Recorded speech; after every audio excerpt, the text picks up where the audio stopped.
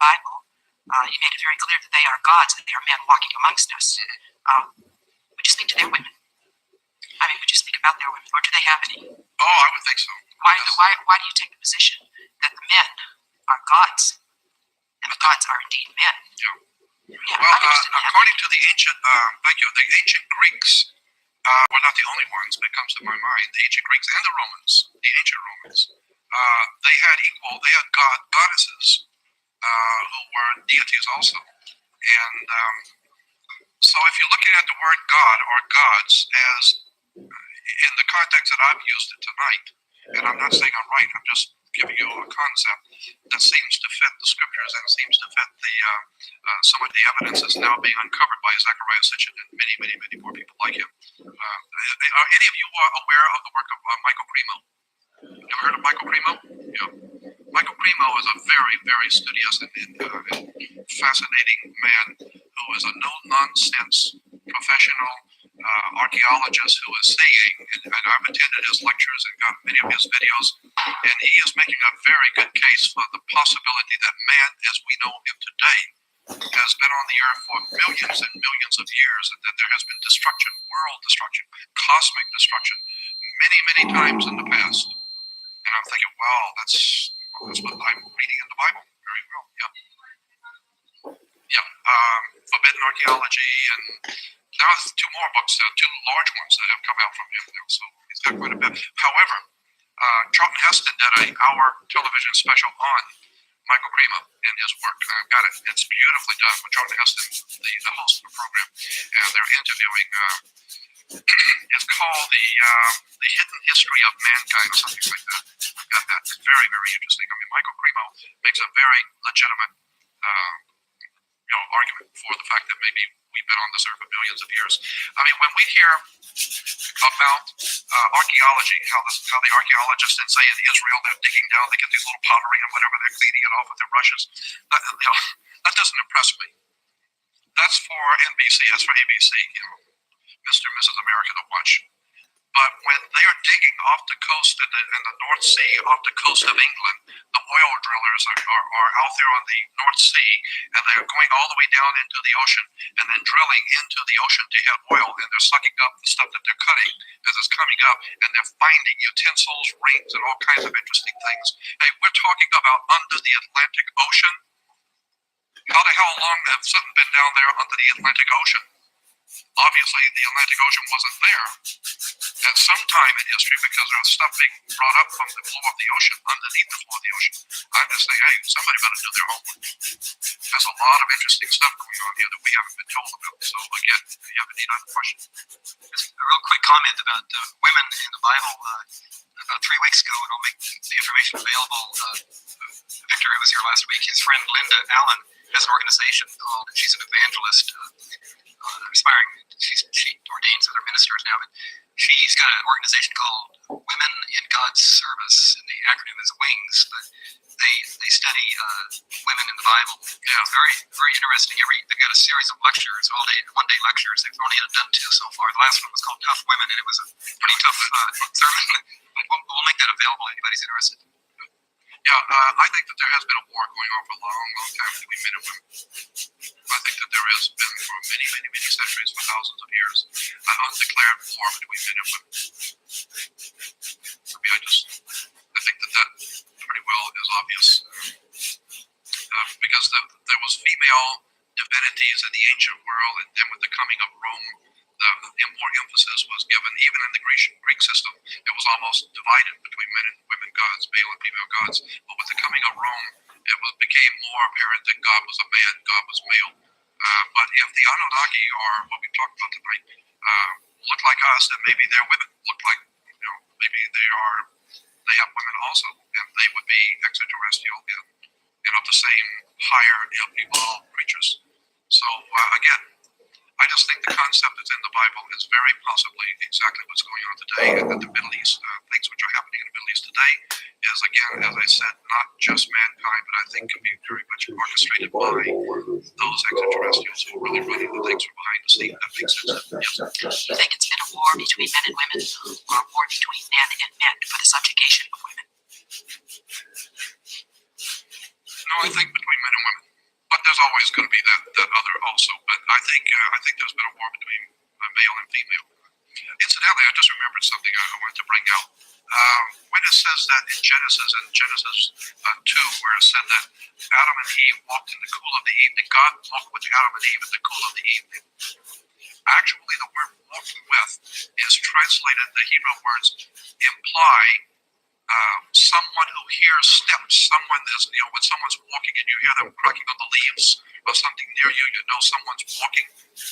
That's what the word in Hebrew meant.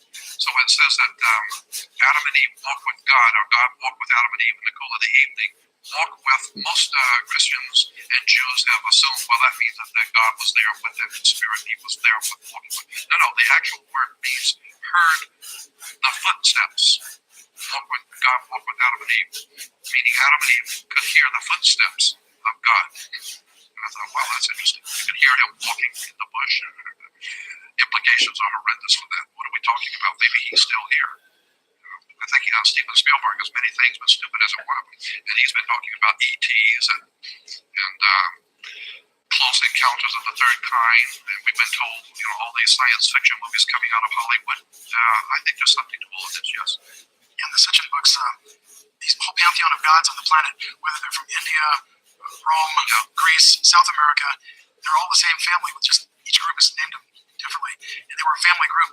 And the first, guardian or god of the planet actually remained here for like over almost 900,000 years. And they subsequently changed leadership, but it was out of the same family. And some of these warrior gods were women. And that was like Aphrodite, and she gave them all kinds of names. She had rocket ships. Okay. Yeah, again, it's a fascinating story about the gods and goddesses and how they look like humans. I think that's why we look like what we do, because we're made in the image and likeness of the Elohim, the Anunnaki, the gods. And that's why they can be right here in front of us and we'd never know it. We've been told that I've heard a lot of people in the military saying that the government knows that there are alien life forms here that look like us. And well, it makes sense. Maybe they're the ones that created us. They said that to make mankind look like them and act like them. So anyway, again, that's just if Wendy is here and wants to make any final announcements, and I'm not going to take any more questions. Again, thank you.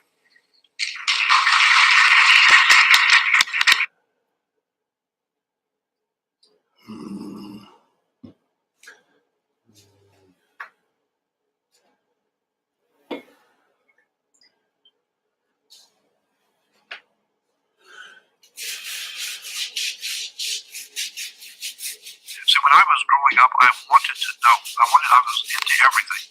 I was researching and studying everything I could get my hands on, and I wanted to know. I wanted knowledge. And so I really appreciated, more than anyone will know, I really appreciated speakers, teachers, authors, writers, people who were the leading authorities in that day that I could go to and listen, go to seminars and sit and listen to them, and learn from them, and write down their sources of their information, and go back and get the books and read. So I was traveling all over California, and all the museums and all the federal and state depositories, all kinds of research libraries. I lived out at UCLA and USC stacks.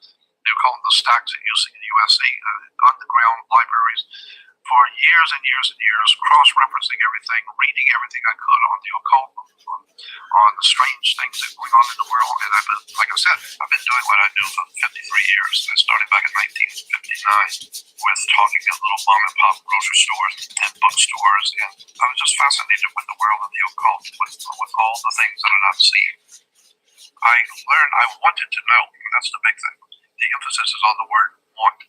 I wanted to know. So I decided to dedicate my life to studying the occult. The word occult simply is a Latin word which means hidden. Doesn't mean it's evil or bad or of the devil. It just means hidden. I've done over 600 radio interviews. I've worked with CBS on the Ancient Mystery series. Spoke all around the world, all over the earth, traveled extensively, speaking about the world of the occult. And I'm fascinated with how much people don't know. And most people do not see the profound significance of symbols on our money, on our coats of arms, on halotry, on the corporate logos, on flags, national flags. All of these symbols mean something to highly intelligent people. again, like I said, is not important to the normal person on the street. But going back to the dollar bill, you will see on the when you're holding the back of the dollar bill to you, it's on the right-hand side is the eagle, and the eagle has 32 feathers on one wing and 33 on the other, 32 and 33. A lot of very interesting is he has 9 tail feathers, and in the world of the occult, there's an idea expressed that there are 9 men who are called the Council of Nine, because religion and God is always equated with 3. There's always a triune God everywhere. All over the world you have triune deities, 3. And so the idea being 3 times 3 is 9. It's the opposing of the gods. All the gods are represented by 3. That's why you have Christianity, Judaism, and Islam, 3 major religions. They're called the people of the book. Why do you have 3? You have 3 because you have Brahma, Vishnu, Shiva, Osiris, Isis, Horus, Solomon. There was no King Solomon. There was no King Solomon ever existed. There was no King David or King Solomon or any of those other biblical characters. That's why the Bible is called the greatest story ever told. It's a story. Solomon, there was no Solomon. And so therefore today there is no Solomon's temple. There is a temple of Sol, Om, On. S-O-L in Latin is the sun, Sol. Om, O-M, are the priest of the Hindu priests who are called the priest of Om. Remember the chant of the Om? And then you have the word On, O-N. Well, the Greeks went into Egypt, and the center for sun worship in Egypt back then was a city called Heliopolis. Helios, this is all Greek. The Egyptians didn't call the city Heliopolis. The Greeks call it Heliopolis because Helios is Greek and Opolis is a city. Right. So it's Helios is the city of the sun. I should say that Helios is Greek for the sun, and Opolis is a city. So therefore, Heliopolis is the city of the sun. But the city that the Greeks call Heliopolis, the Egyptians called it On, O-N, because it was a city of light, the city of the sun. This is why when you walk into a room, you flip a light switch on, because in Egypt, the city of light was called On. So therefore, it was the city of the sun. Well, Sol, Om, On are all 3 names of the sun. And therefore, the Temple of Solomon, Temple of Solomon is the Great Pyramid of Giza. The Great Pyramid of Giza is the Temple of Solomon, because the pyramid is the temple of the sun. The Aztecs and the Mayans had temples to the sun and temples to the moon. But the ones in Egypt the Great Pyramid was called the Temple of the Sun, because it was all dedicated to astrology based on the sun. So that's why it's in Heliopolis that became and the city was called On by the Egyptians. But when you go back to the American dollar bill, you will see above the eagle's head, there are 13 stars. Look at those 13 stars, and you tell me, what configuration do the 13 stars collectively make up? There are 13 stars above the eagle's head on the back of the dollar bill. Look at them, study it, think about what you're looking at, and put all 13 stars together in one picture. What does it make up? And they all put them all together into one star because the hexagram, H-E-X, hex is 6. Well, the Star of David has a 6-pointed star. That's why it's called a hex. Why? It's because the ancient prehistoric world, the ancient Babylonians, Sumerians, they would draw a circle on the ground and then draw a triangle within the circle and then an opposing triangle, which is a Star of David, we would call it, inside of a circle and stand inside of that circle of that star and cast a spell on you. And so today we have Jews all over the world who are proud to show you they have the hex put on them because the hex is a 6-pointed star. And so when they call it the Star of David, no, first of all, we know it's not the Star of David because the star itself, the 6-pointed star, originally came from the Hindus in India. This is an Indian Hindu symbol of the 6-pointed star. It can be traced back to the ancient world as a symbol for the planet Saturn. Saturn was always the astronomical, not astronomical, one of the symbols in the astronomical for the planet Saturn was a 6-pointed star, a hexagram, which I think is interesting because on the planet of Saturn today, on the North Pole, there is a hexagram. I mean, when this gets into religion and theology, which is the one subject that I'm fascinated with, if you think about it, all your life, the situation in the heavens has always been the same. It's the same story, year in, year out. The sun is in summer, and then it goes into fall, then it goes into winter, then it goes into the spring, comes back to summer, and then it starts all over again, spring, summer, autumn, winter, and then it never stops. That's the way it is. So the sun, the ancient people said that the sun was dead in winter. Everyone in the northern hemisphere felt that the sun was dead in winter. It is dead in winter for you. It's freezing up here. But if you have the money or if you're a bird, you can fly down the Rio. That's when summer is in the southern hemisphere. You go south for the summer. That's why you see the birds. So all the birds going south in the fall. Why? Because they're getting out of here because it's winter. It's going to get cold here. So you fruitcakes stay here and work on your job. We're going down to the Rio, down to the beach. And so the birds are flying south for the summer because that's where the sun's going to be. So that's the first day of winter in the northern hemisphere. December 21st is the first day of summer in the southern hemisphere. And so it's just the opposite there. So when they're having summer, we're having winter. So in the northern hemisphere, we said that the sun dies for us. It's dead. So no value to us. So we're freezing to death up here. That's a whole story we can get into later. It's called astrotheology. First of all, on the right-hand side, going back to the dollar bill, you will see the eagle. And the eagle represents, and the eagle has always represented in all societies, always the eagle is the most important symbol in all societies. And it always means the same thing. As far back as we can go to the Sumerians, the Babylonians, the Phoenician Canaanites, the Greeks, the Romans, America. America has the bald eagle. You know, that's our symbol. No, it's not your symbol. It's been the oldest symbol that's ever been used by any civilization on the face of the earth, period. All ancient civilizations use the eagle. It represents the sun. And there was an ancient priesthood coming out of Phoenicia, Canaan, where very thousands and thousands of years ago, a very ancient priesthood were the priest of the sun. And it goes back to, even in Egypt, there was a priesthood of the sun. And they were stationed in, and they lived in an area we call Han, or Heliopolis. So the eagle represents the sun. But what's interesting about the eagle is you'll notice it only has two wings, left wing and right wing. That's why you can only have two political parties under this system in America. You can only have a left wing and a right wing, because the eagle only has two wings, left wing and right wing. But the both wings are operated by the same brain. So there's a third party here. There's the brain that operates the left wing and right wing, which is telling you that our political system is run by money. You've got banks are on both sides of a river. They're called river banks. Well, what does a river bank do? It directs the flow of the currency. It's the cash flow, the liquid asset. And therefore, that's what a bank does. It directs the flow of the current. Back to the writing is on the wall. That's read it. between the lines. Absolutely. I mean, so on the left-hand side of the back of the dollar bill, you will see a pyramid. Now, how many Americans have looked at the back of a dollar bill? Most people don't even know what's on the back of a dollar bill. But on the back of the dollar bill is an Egyptian pyramid. And at the top of the pyramid was an all-seeing eye. It's become very famous now. Lots of, hundreds and hundreds of websites and speakers out there all over the world now talking about the symbol on the back of the dollar bill. There's Lucifer, the devil, or Horus, the Egyptian god of the sun, and all kinds of stories out there about the symbol on the back of the dollar bill. Well, I was talking about on radio and television and speaking at circuits and expos as far back as the 1964, 65, 66 about the symbol on the dollar bill and what the words mean. Is above the top of the pyramid, you will see the Latin words annuit coeptus. Annuit coeptus, and beneath the pyramid, you will see the banner, which incidentally has a forked tongue. It's a forked tongue on the banner, and it says Novas Ordo Seclorum. Novas is novus, meaning novice or new. Right? Novus means new. Ordo is order, the new order. Seclorum is where we get our word secular. Secular means anything that's worldly. So Novus Ordo Seclorum has the new order of the world, the new world order.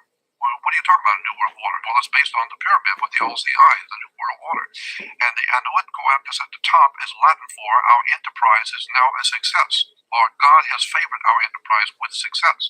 So what the symbol is saying is that this is a pyramid represents a new world order, but the idea is already a success. God has favored our enterprise, annuit coeptus. Okay, so there's an enterprise, a world enterprise, and it's called a new world order, and it's based on the pyramid. But what the hell are you talking about? What are we talking about? We're talking about the eye and the triangle. You will see a light emanating from around the eye. The eye represents the Messiah, the Jewish Messiah. Ask any well-informed rabbi, what does that symbol at the top mean? And he will tell you if he's well-informed and highly intelligent, well-read. That is the symbol for Messiah in the Hebrew religion. The Jewish religion, the Messiah is a triangle surrounded by light on top of a pyramid. That's the symbol for the Jewish Messiah. Also, and I'll tell you why, but also in the New Testament, Jesus is represented as the triangle on top of a pyramid. Now, let me tell you why. Because in the Hebrew, there are two places in the Bible. I think one of them is in the book of Isaiah and one's in the book of Psalms. We're talking Old Testament Hebrew, where the Messiah is referred to as the chief cornerstone the builders rejected. Again, in the Hebrew, Messiah is the chief cornerstone the builders rejected. Then twice in the New Testament, in Christian theology, Jesus is referred to as the chief cornerstone the builders rejected. Same words, but now it's in Aramaic and Greek, not in Hebrew. But it means the same thing. So then you'll say, okay, so the Messiah or Jesus is the chief cornerstone the builders rejected. This is why Christians who have no idea about any of this, because they've been watching Bugs Bunny and Big Top Pee-wee, so they have no idea about any of this. I spent 53 years studying this, while most Christians haven't spent 53 minutes. Christians will tell you that Jesus is the cornerstone of the church. Nothing could be more ludicrous on the face of it. Go back and read it. If you can get an education, go to school and learn how to read, and go back and read the actual Hebrew scriptures and read the Greek and Aramaic scriptures, and it will tell you, no, Jesus is not the cornerstone of the church. You are wrong. Totally wrong. A cornerstone is a corner of a building. It's the first stone that's laid. It's a perfect square. And so wherever you lay that perfect square, when you build out from it, it's going to be too late. If you built the building and it's a little off, you should have straightened the cornerstone out to start with. So the cornerstone is on the bottom of the building. Jesus is not the cornerstone. The word in Greek and Hebrew is chief cornerstone. Chief cornerstone is totally different than cornerstone. Because the word chief cornerstone in Hebrew means, look it up in the Hebrew dictionary, chief cornerstone is a Hebrew word which means a triangle perched on top of a pyramid. Because if you take a perfect four-sided pyramid in your mind, four-sided pyramid, absolute perfect, you take a razor and you cut off the tip. The tip you just cut off is itself a pyramid, four-sided pyramid, right? But it's a little tiny, smaller than the large. That's right. It's a little tip, but it is a four-sided pyramid. Now put it back on and it completes the full pyramid. That's what the idea is, that Jesus or the Messiah is the completion of the divine plan of the universe, the completion of God's divine ancient plan that the Egyptians knew about, the Babylonians, the Sumerians, all the ancient peoples of the world understood what God is and what the Messiah and Christianity, what Jesus actually represents. The word in the New Testament for Jesus is the chief cornerstone, which is a triangle sitting on top of a pyramid. And Jesus is referred to as God's Son, the light of the world. Well, of course, the sun is the light of the world. What else lights the world if it isn't the sun? S-U-N. Well, and the Son is our risen. Now, Jesus is our risen Savior. Now, Jesus is the Son. S-U-N, not S-O-N. And so you ask any 6-year-old child, where is Jesus? And a little Christian kid will tell you he's in heaven. Well, when you go out at night and you look into the stars at night, what are you looking into? You're looking into heaven. Well, during the daytime, you will look up there and you'll see something called the sun. So God's Son, and obviously it's God's Son, it's not your son. It doesn't belong to Africa, it doesn't belong to the Chinese, it belongs to God. So it's God's Son. And God's Son is in heaven. Of course it's in heaven. Where the hell else would it be if it's not in heaven? And God's Son, as you remember, is our risen Savior. Of course it rises. Every morning about 5:30 it rises, right? And it is your Savior. If it doesn't come up, you're dead in 3 weeks. So it is God's Son is your risen Savior. Of course it's your risen Savior. And so the Messiah has to do with the divine plan of the ages, which is a war between light and darkness. The whole idea in the ancient Egyptian religion, the ancient Babylonian, the Phoenician Canaanite religion, in Judaism, Christianity, not Islam, but Judaism and Christianity, basically it boils down to the war between light and darkness. That is what the whole New Testament story of Jesus is all about. The entire story of Jesus in the New Testament, the thing that the Christian church is supposedly based on, is based on a metaphor, an ancient metaphor, symbolic story. That's again why I said that the Bible is not the greatest collection of facts, it's the oldest story. It's the greatest story ever told. Of course it's the greatest story ever told. It's the oldest story. And the story is very simple. It's the war between light and darkness, between God's Son, the light of the world, as your risen Savior. And he gave you life. Of course he gave you life. Without the Son, you wouldn't even be here. It's interesting when you get into theology how much people don't know. I mean, I'm just amazed at the stuff that's right there in your face. But the people who have given their whole life over to the church, have given all their money to the church, have given their whole life to the church, they crawl on their knees and fall all over themselves when they see the Holy Father or the priest and all that nonsense. They don't want to admit that they were wrong. Look at when I was you know as well as I do, when you were a child, and even today as an adult, nobody likes to be made fun of in front of a class. Nobody wants to be laughed at because he didn't know he didn't do his homework and he doesn't know the problems. And so as a kid, you're standing in front of the class and the teacher's asking you to do a problem which you don't know how to do. Why? Because you didn't do your homework and you didn't study. So all the kids are laughing at you because you're telling you're stupid. And they're laughing at you. Well, children don't like to be laughed and mocked by their friends. But the point I'm making is that people don't like to be made to look like a fool in front of their friends and show that they're ignorant and stupid. They don't want to do that. That's very offensive and hurts people. And so that's why most people will go along with anything that the group, whatever the group believes, that's what they believe. Whatever the group wants to do, that's what they want to do. And so what you don't want to do in human society is be a thinker, be an educated thinker who questions everything, who analyzes everything. That's what you don't want to do, because when you do that, now you're going to lose your friends. The Bible has Jesus saying, by their fruits you shall know them. That's an acid test. By their fruits you shall know them. Meaning, no matter what a person can say about themselves, what did they do? Don't tell me about how wonderful you are. What did you do? Because by what you've done, I can tell who you are. So by your fruits I shall know you. So that Jesus, someone comes to Jesus in the Bible and says that they asked Jesus, they had a seed, and they asked him, what kind of a seed is this? And he said, the Bible says, Jesus said, they took the seed and said, why don't you plant it and water it, and whatever comes up, if it's an apple tree, then it was an apple seed, airhead. But if it comes up as a peach tree, then it was a peach seed. Goofy, airhead. So you don't have to be a big scientist, just plant the thing and watch and see what it produces. So by their fruits you shall know them. Well, what is the fruitage of the church and religion and government today? The fruitage is the entire nation has got an IQ of 40. Nobody knows their butt from a hole in the ground. Nobody understands how we're getting ripped off. Nobody understands we're being ripped off and destroyed. Nobody understands why we have to go to jail, why you have to go to court, why you have to pay this fine, why you have to pay that ticket, and who's running the country, why do you only have two political parties? Nobody knows anything about none of this. All of Judaism and almost all of Christianity and virtually all of Islam, all three of those major religions, can be traced back to the Hindus in India. I mean, the Jewish religion especially is just filled with Hindu and Buddhistic symbols. I mean, the six-pointed star, the Star of David, no, that was originally comes from the Hindus in India, and also was picked up by the Buddhists. And later on, it becomes known as the Star of David in the 1890s. I mean, it was only a couple hundred years ago, if that the six-pointed star became known as the Star of David. Before 1890s, there was no Star of David. Jews never heard of any Star of David. There was a six-pointed hexagram, yeah, but it was not called the Star of David. Point of fact, there was no King David. King David never existed. I got news for you. Muhammad never existed. There was no such a man named Muhammad. As far as I'm concerned, no such man ever existed named Muhammad. But it's like everybody in Spain's name is Jesus. Mexico, so many young men are called Jesus. Or Jesus. Jesus. Jesus, right? But what happens when we find out there was no Jesus? Well, it's too late. You already got 46 billion people and they're all named Jesus. And why? It's because everybody else is doing it. So that's what my name is. My name is Jesus or Jesus. And then you find out, well, there was no Jesus. It never existed.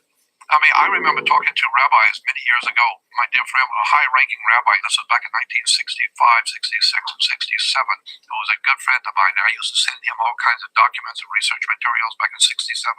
And he would send me all kinds of interesting research on Jewish religion and the Christian religion. So we were trading a lot of interesting stuff many, many years ago. I asked him one time, I said, Rabbi, tell me the truth. You're not talking to a fool. Tell me the truth. Was there a Abraham, Isaac, and Jacob, or King Solomon, or King David, or any of these people in the Bible? Did they really exist? And he said, look, it's a religion. Everybody's got a religion. Catholics got a religion. A Protestant got a religion. Please pause it. Islamic people got a religion.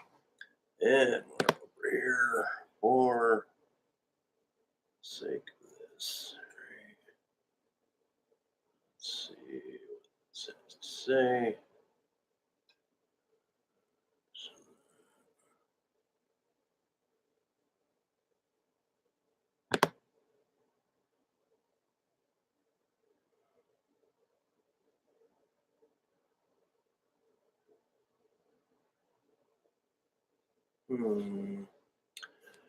Wait Wait a second. What is this?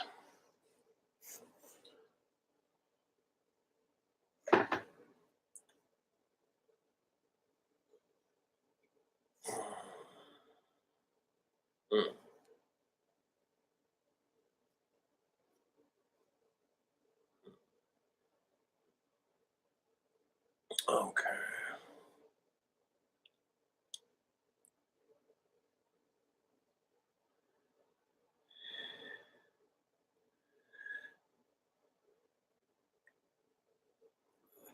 Holy, yeah.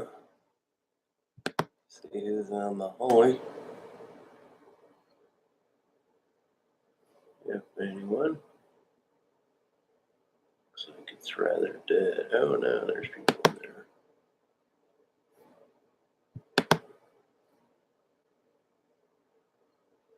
Alright.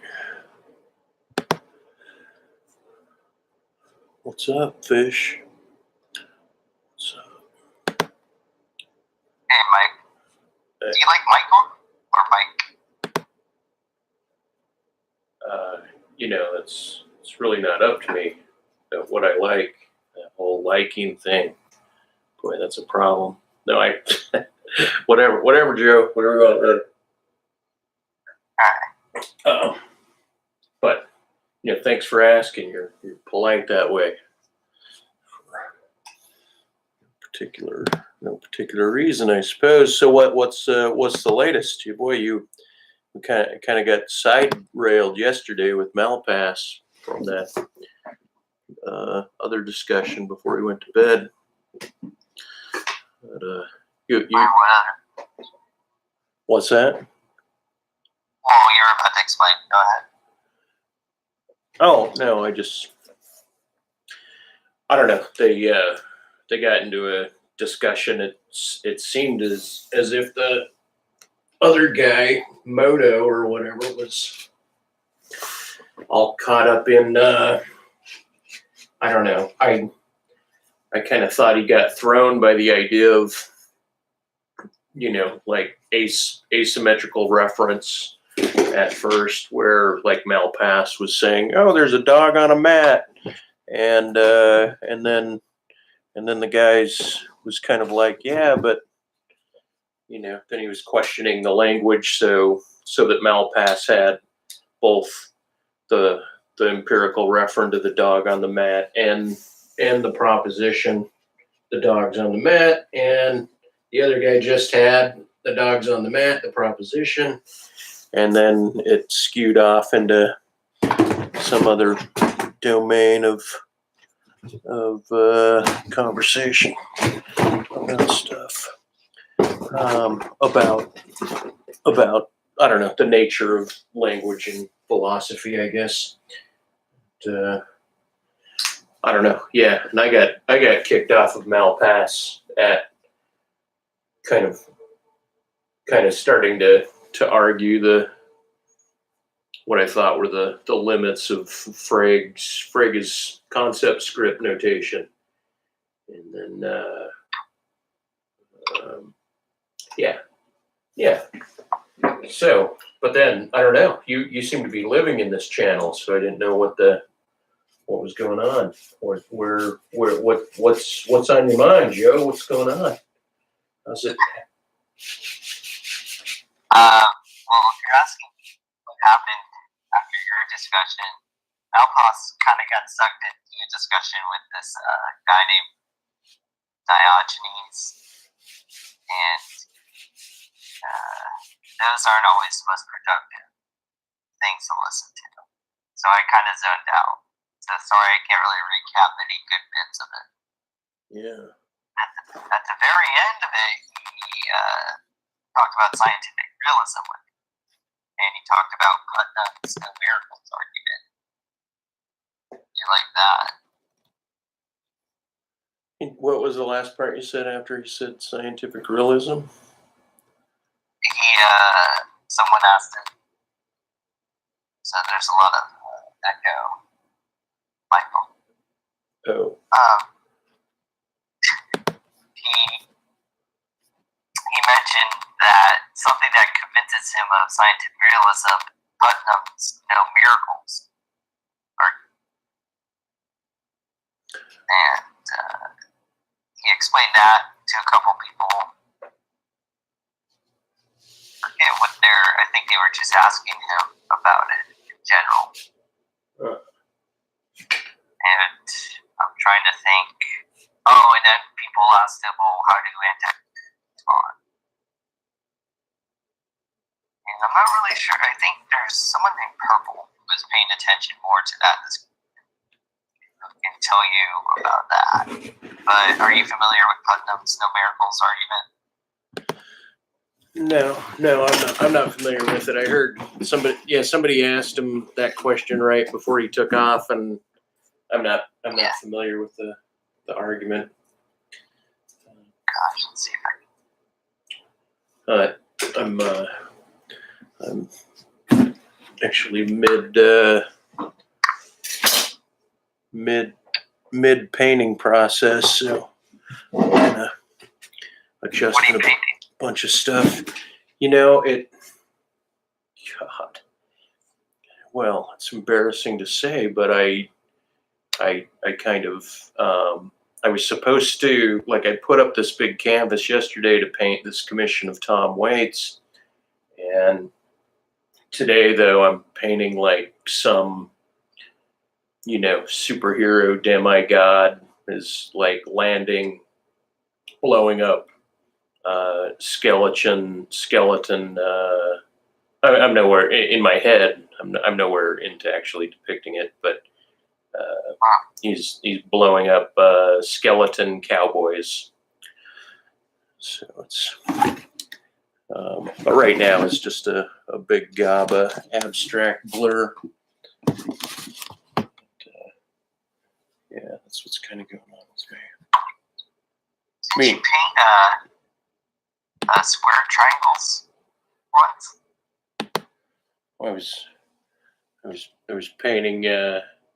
Yeah, well, it's so weird because I'm still writing about what it means to symbolize things that people could call like a square triangle or a square circle, and use those as a referent, and then criticize people's the idea of their mental, that they're signified, their mental concept of a triangle, meaning we don't generally argue about, think of a triangle, and so one thinks of a triangle, and then you might say, okay, now flip it upside down and tell me what the orientation of it is now, type of thing. Does thinking of a triangle presume generally that a point is on the top in other people's testimony about what the signified looks like? If I say think of a square, well, that generally goes without saying that you're orienting it such that there's a flat top and not that it's a diamond, but it doesn't necessitate that it's not a diamond. It doesn't necessitate that there's not a width or a color or something else, other aspects of whatever the mental signified might be. So it's weird to try to stratify or take. I mean, I haven't done so, but it would be interesting to take stats on what people's testimony of their mental objects supposedly look like, and then take a stat on that, and then compare that to the people whose testimony falls outside of that, and control it for lying, as if that'd be easy to do. But yeah, sure, why not? Square circles, man, I'm all about it. Square triangles. I just remember Cliff showing me a picture. I think it was Cliff showed.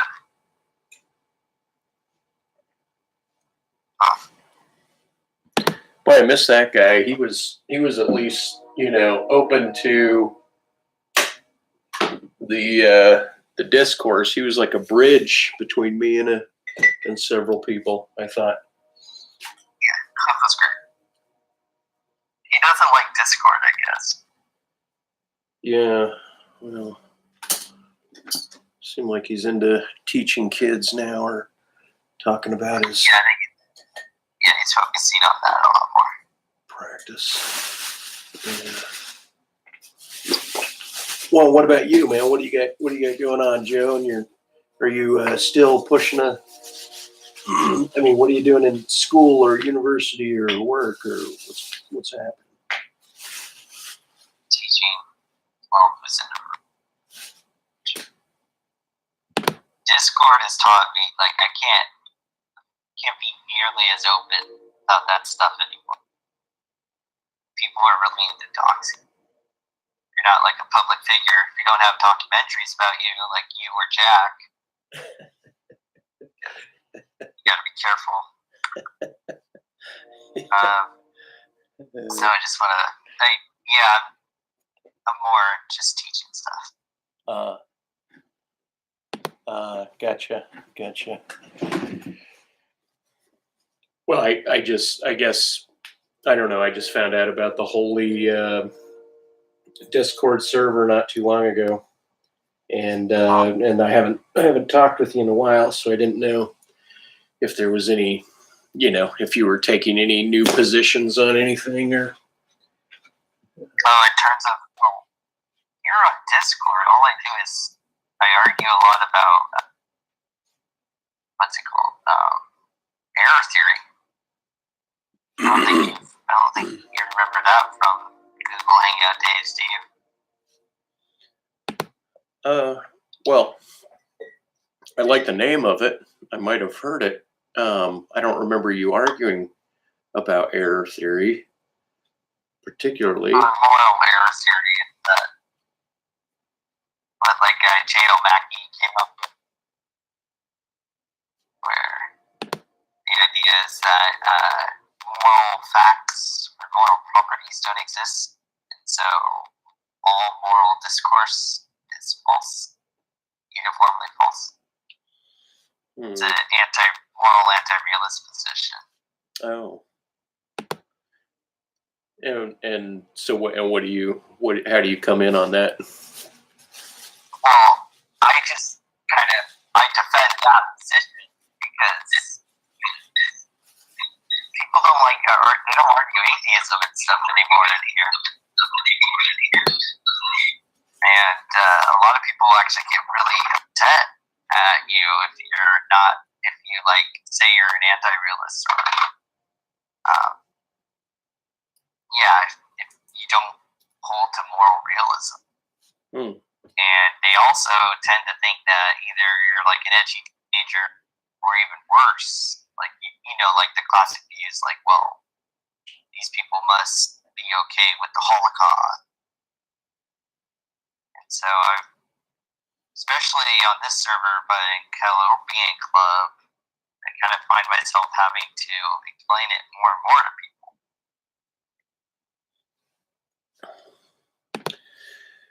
Well, while Malpass was in discussion with the next guy after me yesterday, I was typing in the text and I was trying to supplant the idea, because he was using anti-realism in terms of what I thought was, if one wants to speak from a phenomenological basis, that would qualify as a type of anti-realism.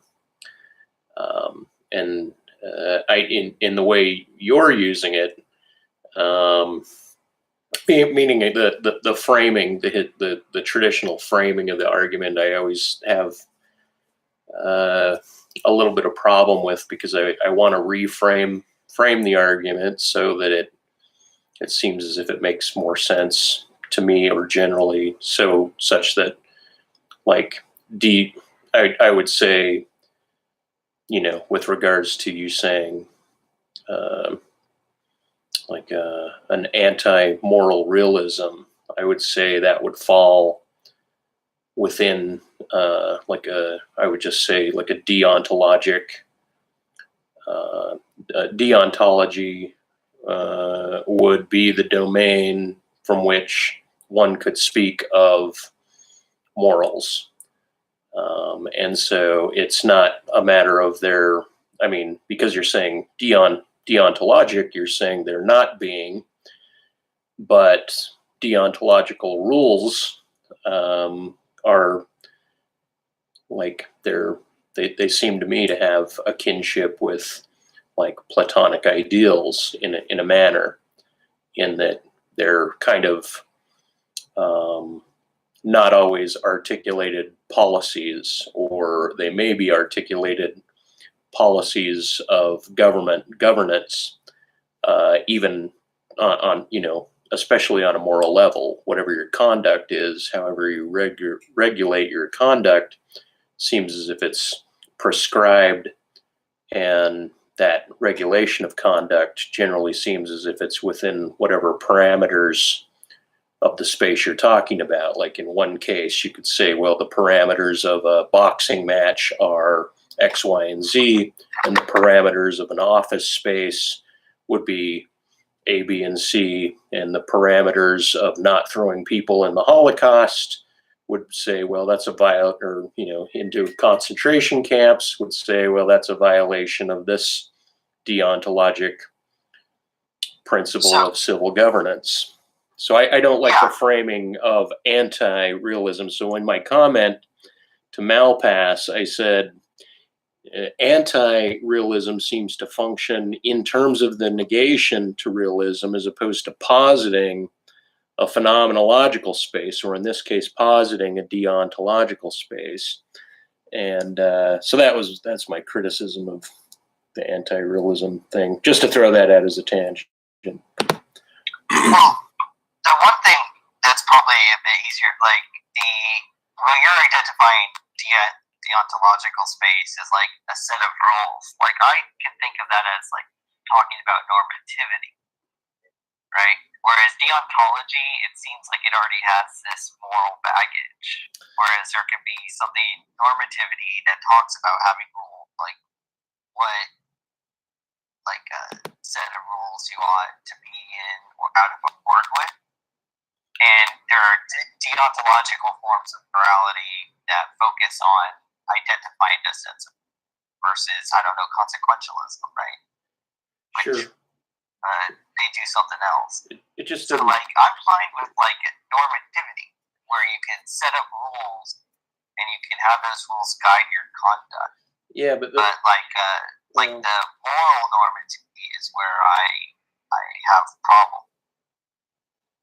Well, does that make sense? Well, yeah, and I was just going to say my issue with saying normativity is that the borders of what qualifies as normative behavior are seemingly only known and articulated once they're trespassed, and then you don't know whether or not to envelope that marginal exception into kind of like the radical periphery of whatever you're calling normative. Step back a bit, because also error theory is operating it's the meta ethics. When I think what you're describing when you talk about normative ethics in general, you're going to run into issues that you just described. But like you can still. But at the meta-ethical level, they discuss, well, what would be the set of rules we ought to follow?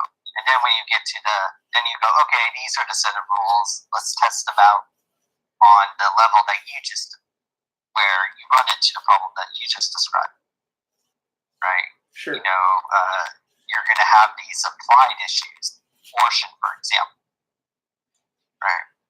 Am I connecting the dots all right? Do you understand?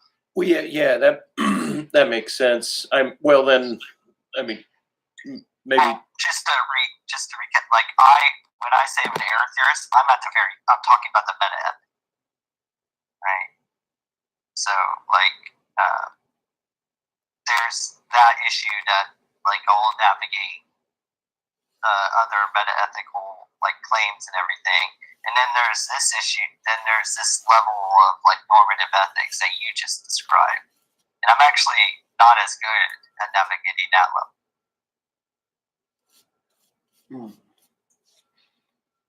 Like I'm not familiar with all the different types of examples. Well, and how do you apply, let's say, error theory to the topic of abortion? Well, give me an example. Well, my idea is that any like moral discourse is false, but we can rely on just other types. We use other types of non-moral norm, to guide our conduct. And so there are non-moral like rules that we establish and will follow, and we can use those in order to talk about abortion, for example. Like there are non-moral reasons why I would campaign for being pro-choice versus being pro-life. And think that if I remember last time I surveyed that issue, I feel like I feel like the reason why I should campaign for pro-choice are more compelling compared to the reasons for why I would campaign for being pro-life. And those are all reasons that are based off of no moralizing whatsoever, based off of statistics, or they're based off of like other concepts that I hold to, like what kind of society is one that I would desire to be in, that kind of. So there are topics like abortion that people will use like utilitarianism, like contractarianism for roles, to try and address. And I think that there are reasons why I wouldn't hold either that I can talk about metaethically, but I also think that there's just other reasons, there's other things that you can point to in order to help me decide where I should stand on the abortion issue. And just to qualify, when you're using metaethics as a topic, right? Is metaethics a type of tangent to ethics in the way that you're using it? Meaning, is metaethics not the articulation of the rules of ethics, or is it not like the introduction of an alternative consideration to the ethic? So hence it takes on the new title metaethic. Meaning, just parse out how you're using the term metaethic for me. You're asking what does it mean for something to be right or wrong, whether or not it's property, like there's a wrongness property, and what characteristics should that property have. It's like the metaphysical concern with ethics, right?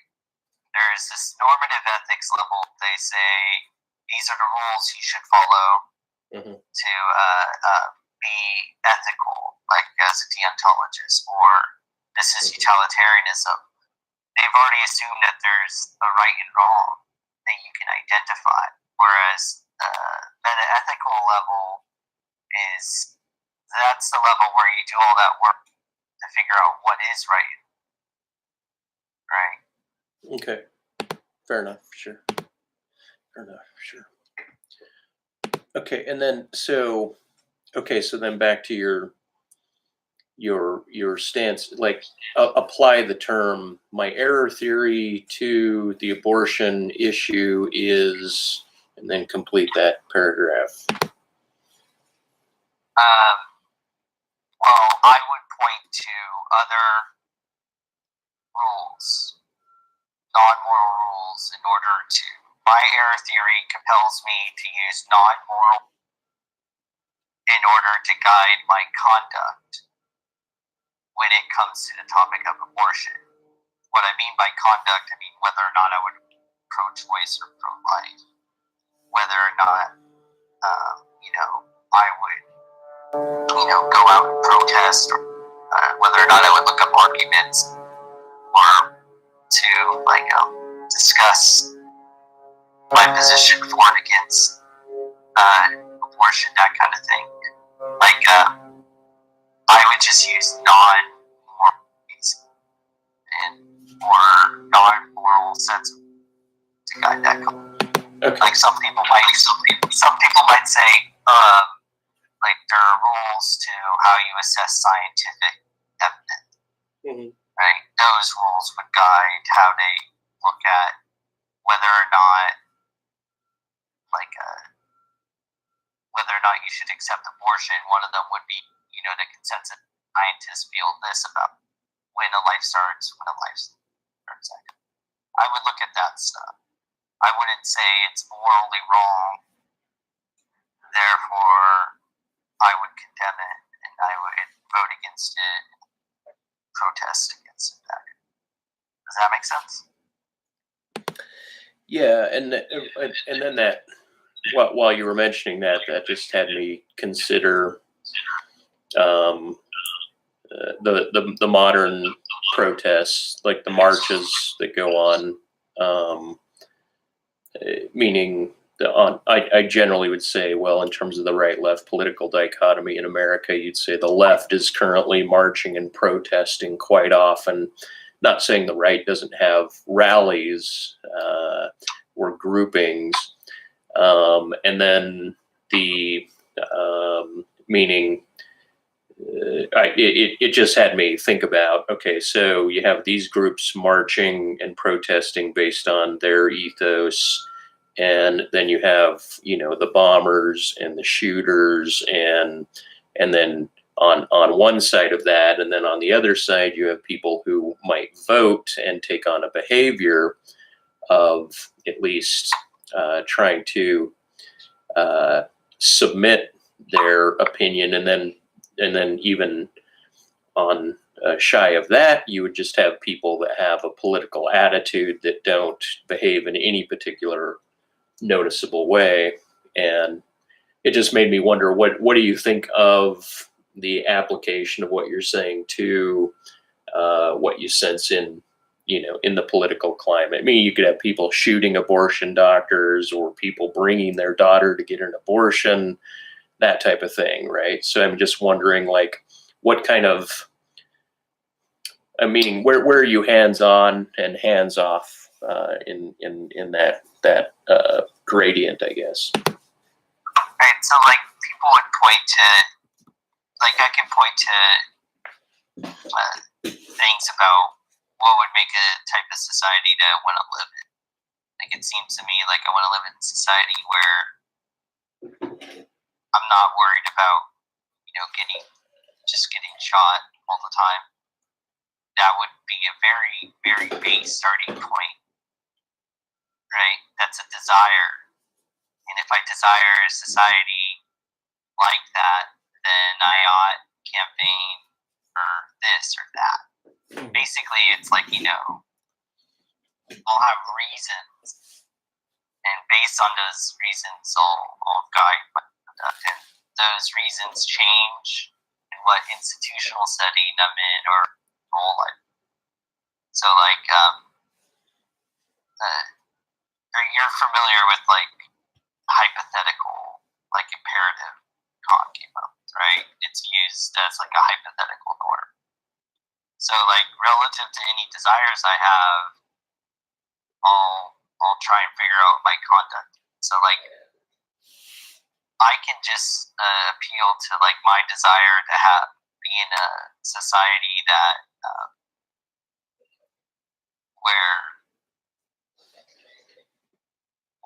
where I don't have to worry about violence, and as a consequence, that can lead me to campaign against the gun violence that we see, right? And so forth. Does that make sense? There's just non-moral reasons you can use to campaign against these, against a lot of things that we kind of take for granted as just being moral competence, right? Some people think you say torture is morally wrong, so you ought not do it. But I feel like what convinces me is that torture, we ought not torture, or among many non-moral reasons. One of them being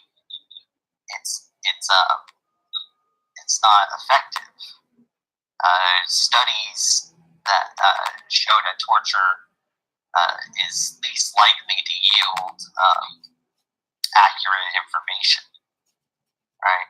So I can make like those types of appeals.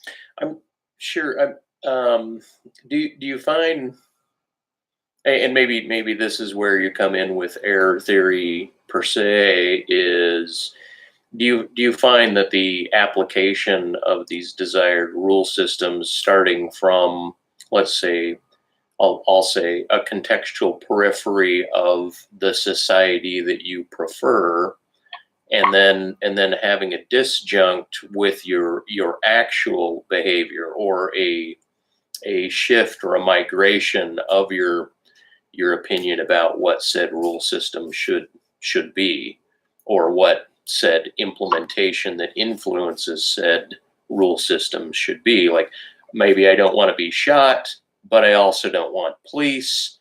So either I have to allow police to maintain the non-shooting, or allow some other context to deter shooting, or meaning there seems as if there would have to be a preferential disjunct that comes into the application here, and maybe that's where, I don't know, that's my misapplication of what you might be calling error theory. Maybe I should just look up error theory, but anyway, go ahead. Well, like error theory is just saying it's just saying that like moral discourse is uniformly moral. So the idea is, think of it like you can be an error theorist about witches. That is, you can think that witches don't exist. And so because witches don't exist, any sentences that are true only if they presuppose the existence of witches, all those sentences are false. It's the same thing with error theory. I don't think that moral properties exist. So any sentences that presuppose the existence of those properties, right? So like when I say I'm an error theorist about moral. I don't think they exist. And you could just say that any like the tooth fairy, maybe if you believe in witches, if you definitely don't believe in the tooth fairy, it's the same thing. Atheists can say they're error theorists about God. I get you. Okay. Now I'm on the same page as you.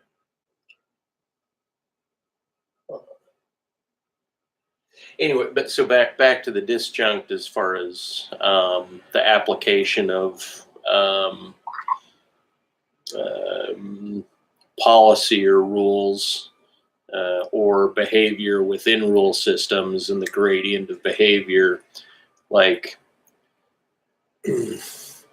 since I'm not going to have you apply the term error theory to that, because this seems as if it's something we can agree upon, that we say is that any behavior has an influence in some realm. I'm just wondering, politically speaking, how do you apply a moral system or a code, so to speak, or like an inherited code of behavior to facilitate your ideal community? I guess I'm just like, I can pop out and say I'm still trying to figure that out. Mm-hmm. I can tell you an easy answer someone else would give you. Oh, I'm a communist, so I uphold whatever communist Marx laid out, or people who are modern communist theorists laid that kind of thing. But like usually right now, I'm more comfortable saying to such a general question is probably on a case-by-case basis. Although I tend to guide my conduct valuing the tenets of modern ideas of empiricism, right? Or anti-realist friendly ideas.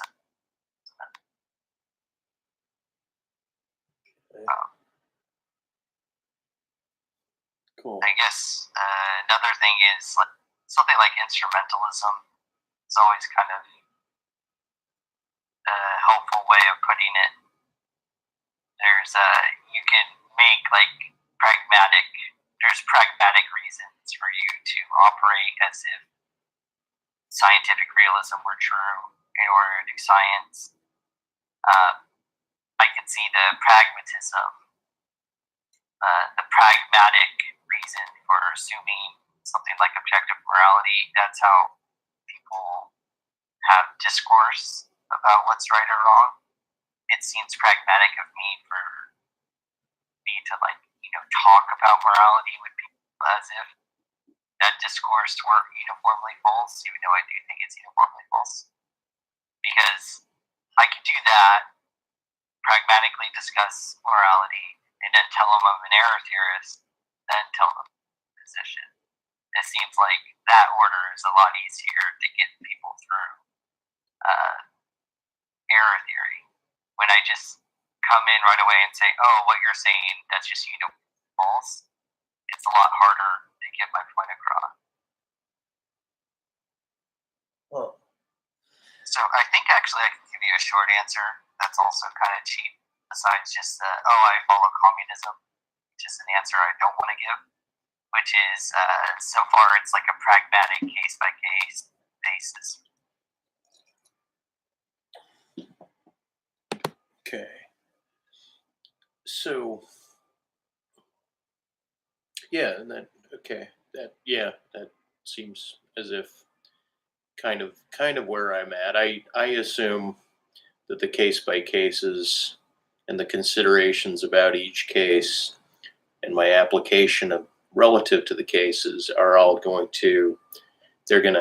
they would appear to others and to myself as running into some sort of contrary non-consistent behavior. But case by case that kind of eliminates it, and that kind of reduces it. That kind of allows you to allow for contrary behaviors to be mitigated. On a shifting topic, I'm wondering, what do you think about, as opposed to philosophy that's based on propositional analysis, more of the taking a semiotic approach, a structuralistic approach to language. Do you think they bear out the same, or do you think that taking a semiotician's approach to philosophy bears out different relevances, if you will, than people that are using, I guess, I'd say, conditioned classical approaches to propositional analysis? What do you think? What do you think? Do you think there's any other way to skin the cat, or do you think there's a preferred way in which people should align their approach to philosophy? I'm just not familiar, right? What? All this stuff, I can barely understand it. When you said cementitian, it took me a while for me to realize that you were talking semantics. So I wouldn't be able to give an interesting answer to that. Okay. Huh. Sorry. No. I'm wondering. Well, yeah. Well, semantics isn't necessarily, it's not synonymous with semiotics, but it's more of a, I guess I'd say, a subset of semiotics. But and I don't know. That's kind of my. Didn't mean it as semantics. So you got it wrong. You meant it for semiotic, right? Wait, say again. See, I messed up. You actually meant it. You meant for semiotics, not when you said cementician. Oh, Talking yeah. about someone who uses semiotic. Right. Yeah, Approaching, I guess, grammar as, I want to say, like compartmentalized clumps of structure.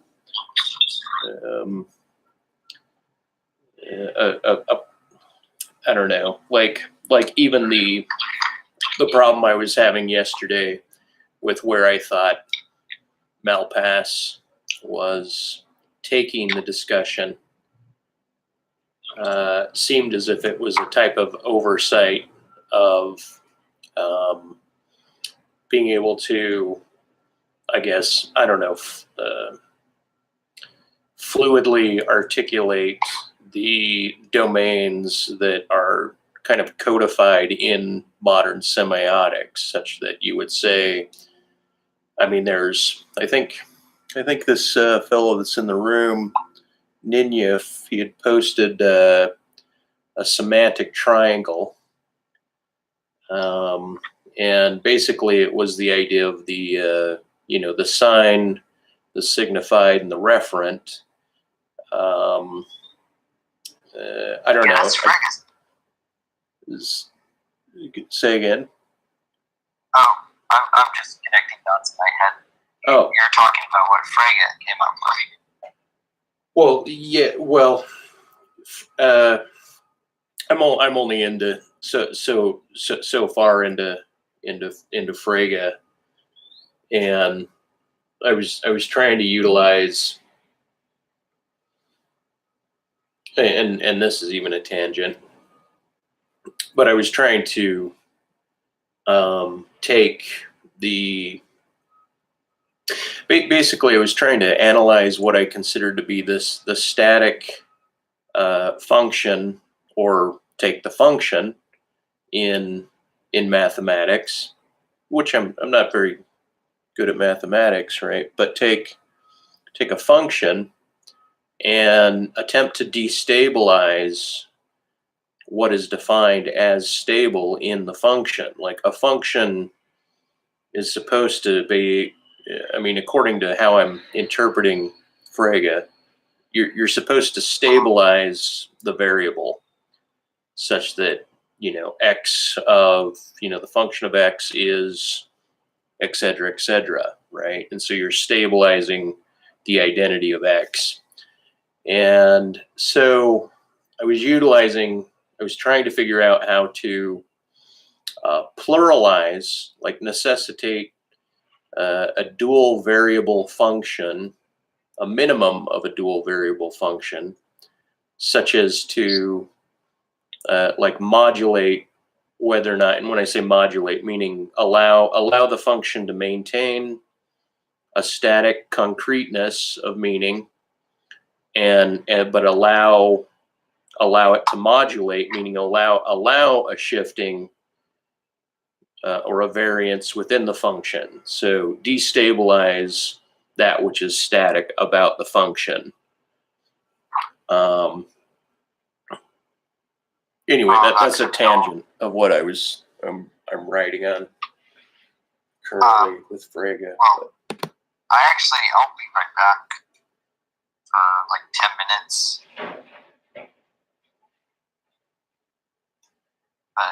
But I don't know. I'm not going to help you on Frege. Hopefully, Malpass will come in here for the.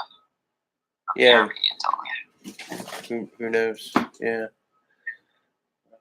Let's see. Anyway, that's what I'm thinking about. See you when you get back.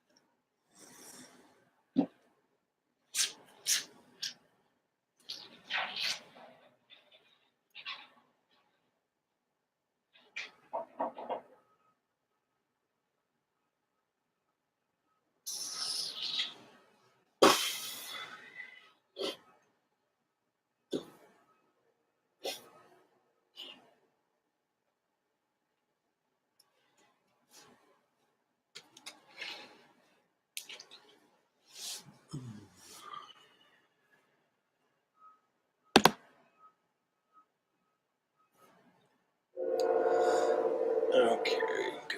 Let's take time.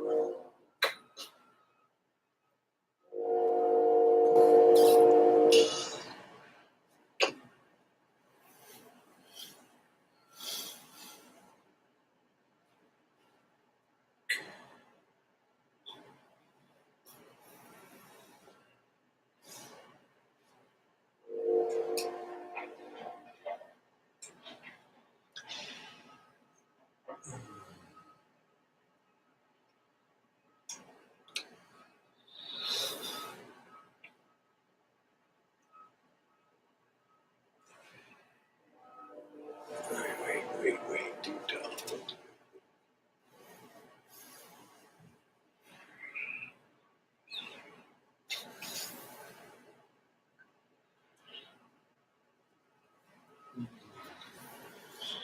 Mm.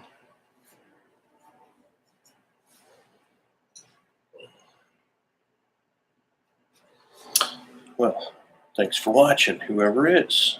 Oh, yeah. Okay. Get over here.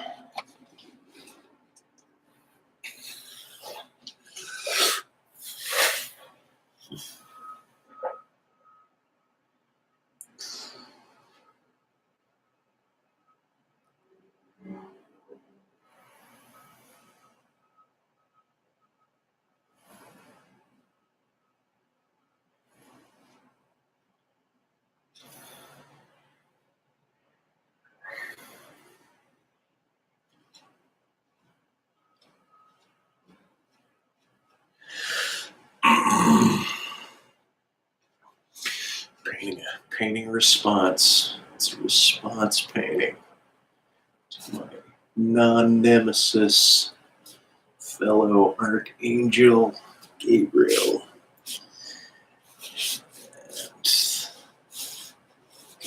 And I love it. But let's have to solve this. It's a problem.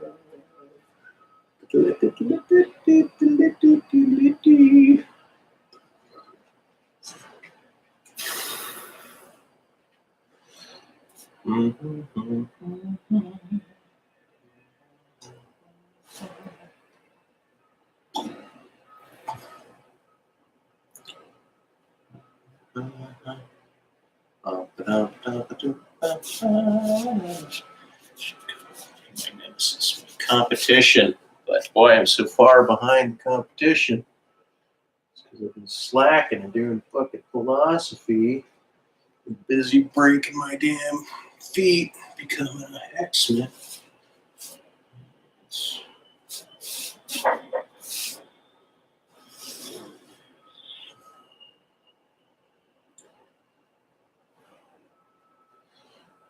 It's left me in peril. I told you peril.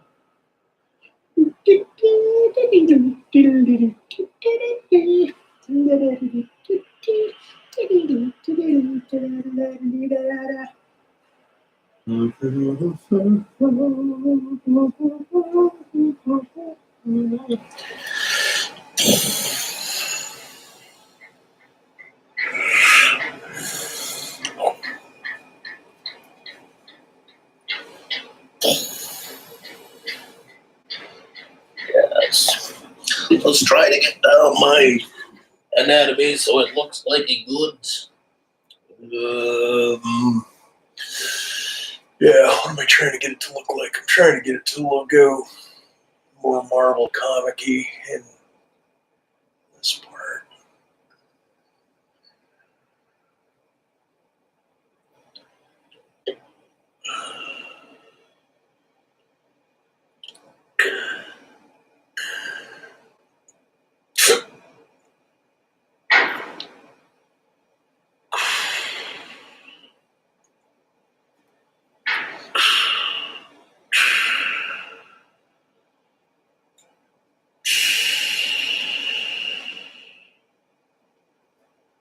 All right.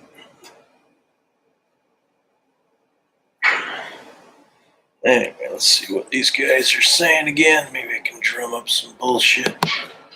All right.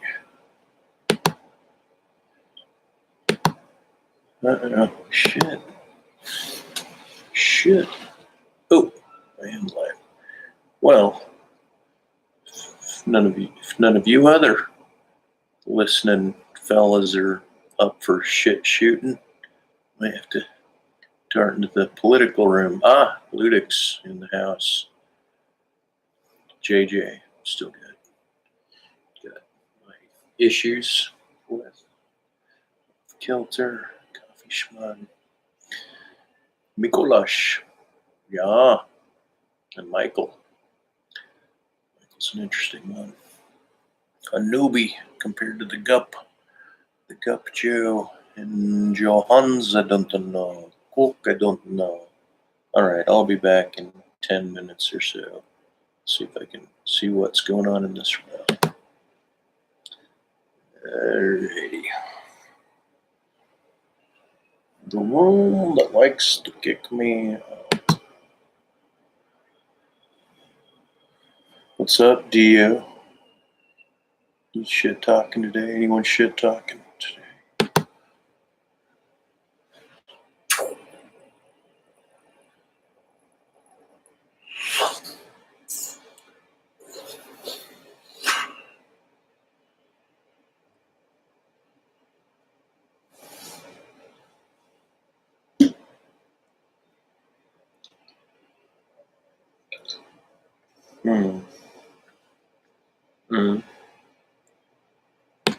What's up, Godless? You got any news from down under?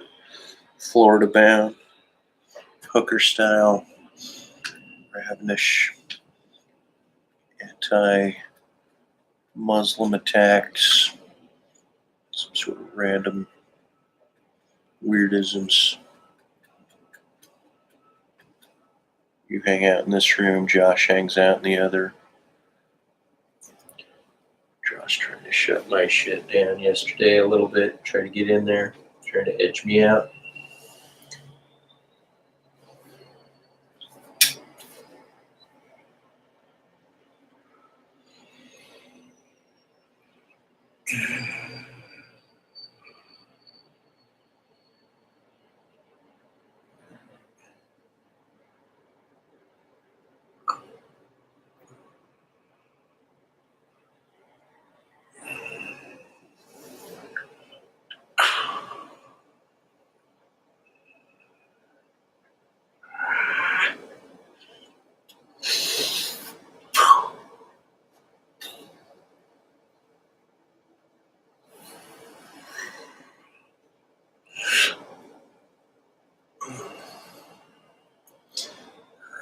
This will be the Nemesis painting. Still gonna see Venom. Alright, well, this room's dead as well. Let's come back when there's some pick me up. Alrighty. Back to the alternative room.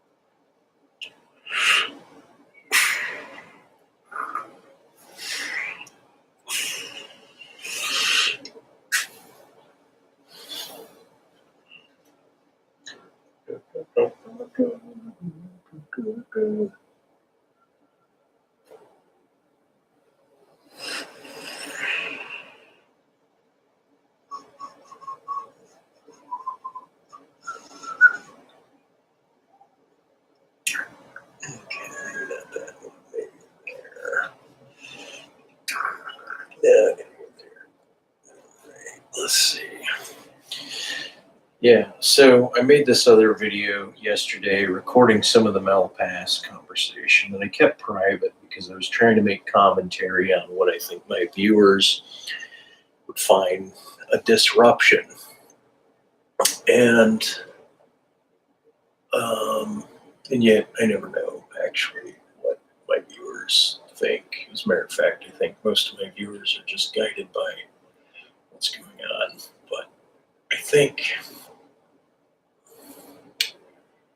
what's happening in art space is a type of aesthetic again for war, like war art, but with all of the modern attributes of what could be said about war art.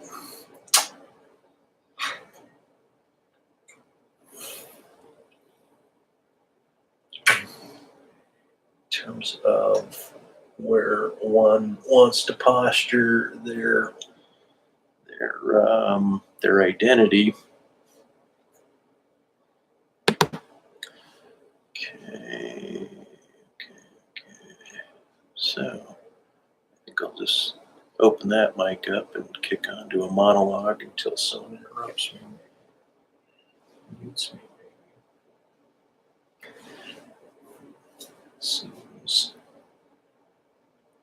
It seems as if the idea of the left's identification with pronouns is a smaller symptom to what it is the left is really after.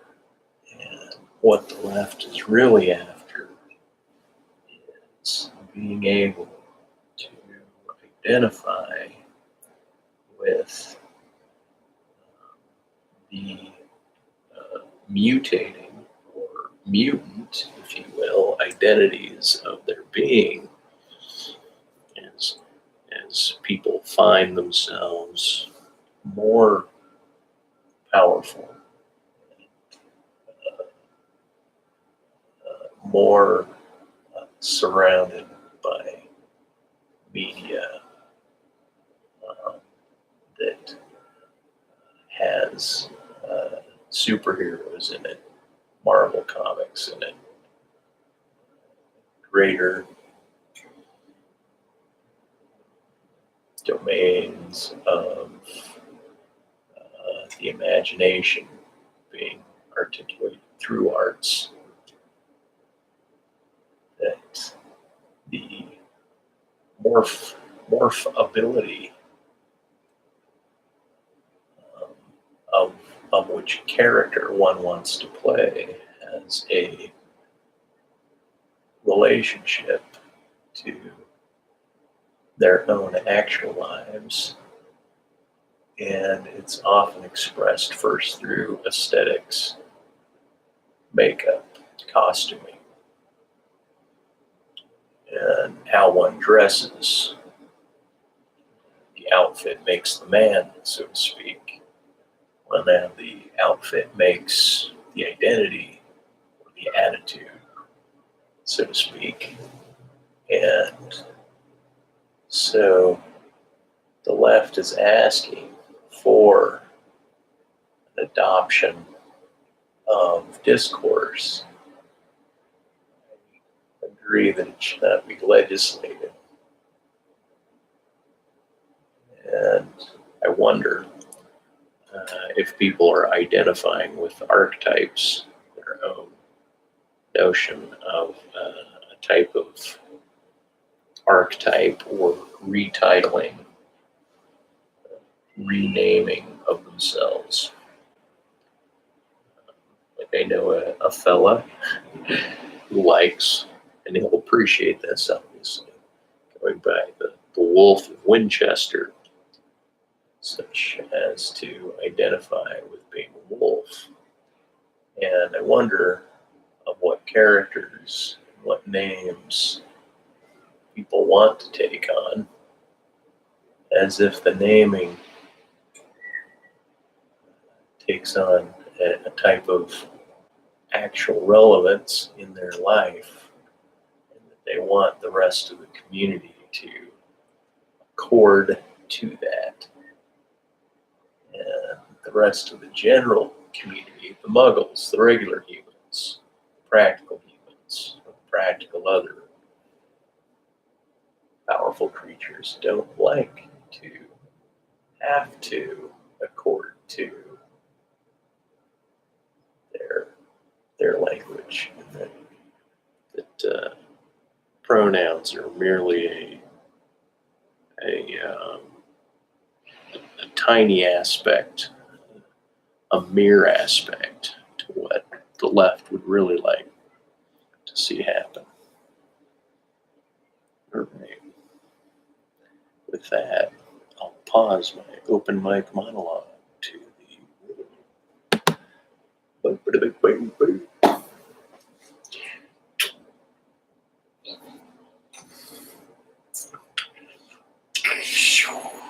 All right. Well, anyway, and so, but I do think that. I do think that as people are becoming less traditional and more free to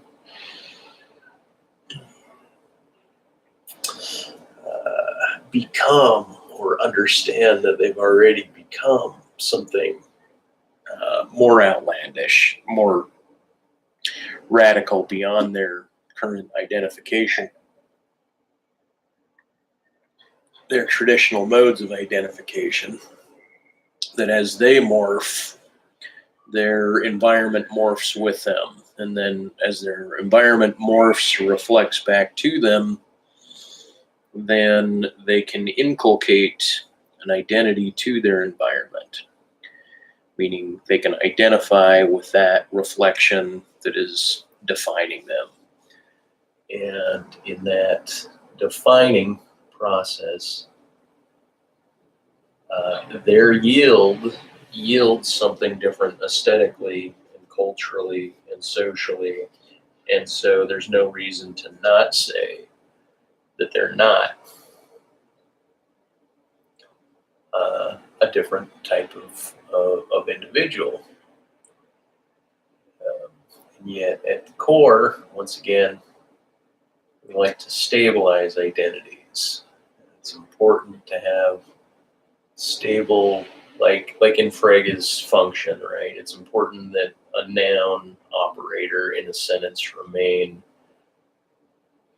static as the noun, right? You don't want a single proposition itself to be morphing, and yet to speak about what the item of discourse is referring to a proposition. You can either refer to the linguistic phoneme or the sound that I'm speaking and its meaning content as changing based on accent or form or dialect or cultural, like the phrase take the piss out of them, right? That's a UK phrase. Or I'll be dipped in shit is a East Coast Baltimore phrase, as far as I know, as far as like being astounded, something like that, right? And so you wouldn't want to take those as literal, but not necessarily not literal, meaning someone could be dipped in shit. Like, it's like a hypothetical, but so, and then the ironic and the satirical and the extension of phrasings off of language. It's all very interesting, I think. But, I lost my train of thought where I was going with that. And I don't have any other speakers to remind me, get me back on track.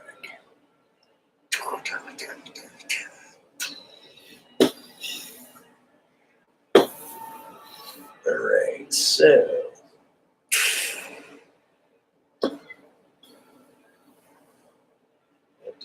duplicate this process.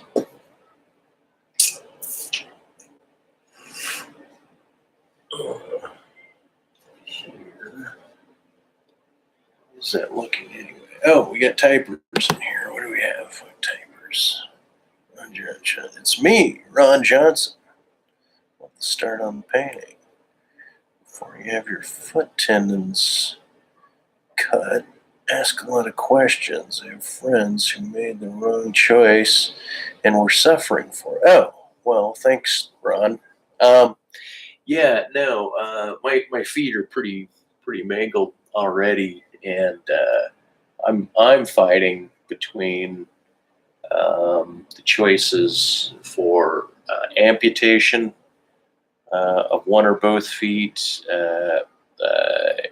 but then that seemed kind of severe, and I've been fighting that for a while, trying to design shoes, and that my shoe designing failed in terms of me not designing them with like a 3D machine or architecting them. I had somebody design a 3D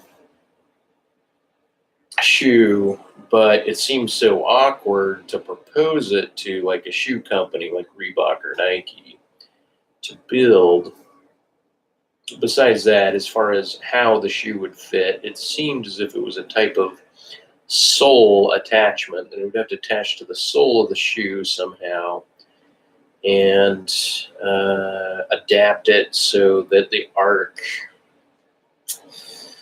I don't know, matched whatever my stride was, or my gait of movement was at the time. And because of that, I had remembered, because my toes only bend forward; they don't bend backward, right?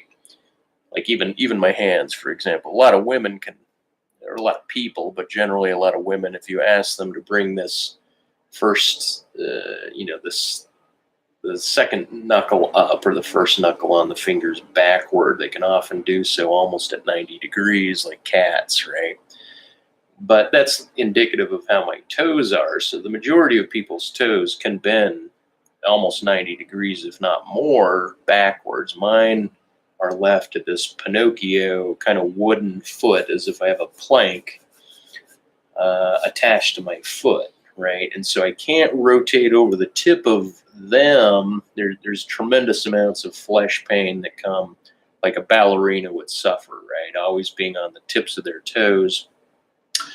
And so what's been proposed, or what the doctor mentioned like 2 years ago, didn't come to mind until just the other day when I was having a discussion. And so I'm setting up new consultation appointments with the surgeon to cut the tendons in the bottom of the foot, in the bottom of the toes. And he gave this as an option at one time because they were fixed in there.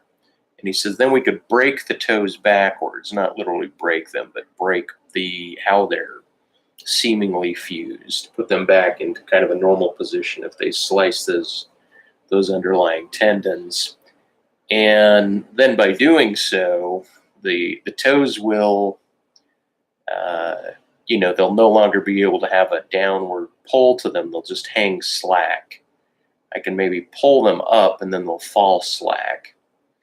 But at least then when I'm walking, I'll get rotation over the joint, and it'll narrow the part of the foot that remains, that lands flat to the ground. It'll narrow it from the toe to the heel to just the ball of the toe to the heel, like a regular human again.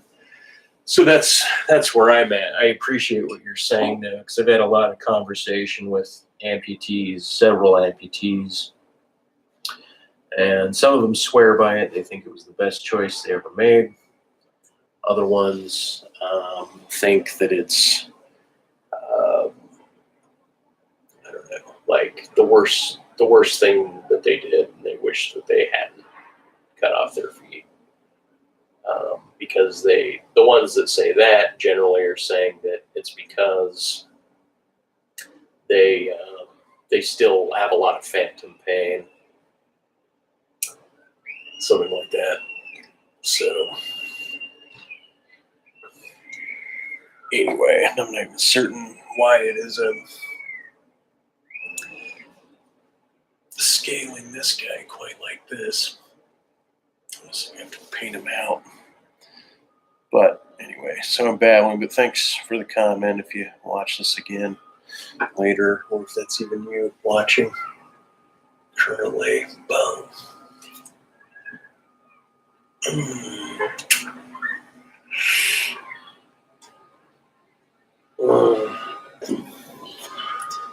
Let's see, I think maybe it's just that arm I need to change or something.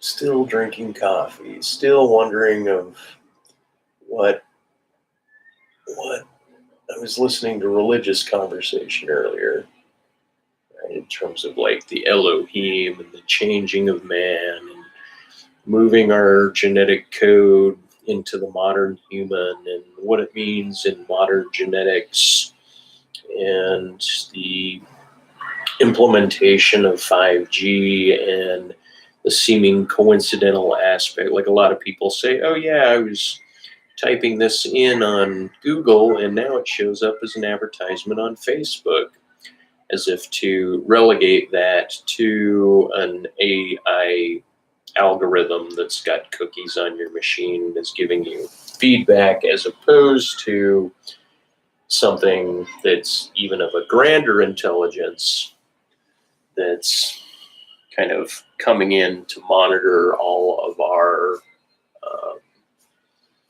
behaviors and activity. Meaning, I already am of the belief that there's nothing that we do or say or perform that is not already a part of some sort of transcendental and or alien record, an Akashic record, if you will. Like I subscribe to a God's eye view of things. And yet, how can one presume that what they believe about their being transparent is what is valued or known by whomever has the recordings of oneself? Is what is debatable for me.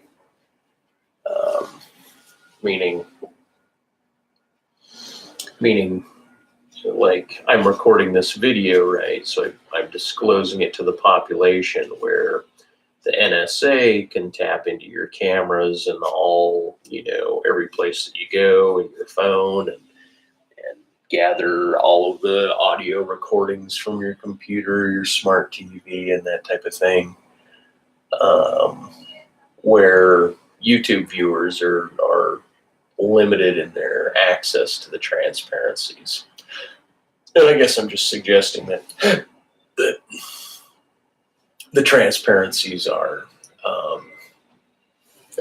they go up the ladder more so than we currently commonly believe that they do. Or something to the effect, as I might say that that's falsifiable if I claimed that my thoughts about my behavior are somehow read or known by a different energy or a frequency or a holographic sort of principalic displacement, meaning that my universe is an echo or reflection of my thoughts, and that media comes in, whether it's annoying or not, to form fit to one's current being's mental position. And this comes all the way down to one's aesthetics and one's behavior, one's anxieties, one's relationship to their words and their friends and their community, or any other environmental place. But that's just me getting, like, it's again, I tend to believe that's the case.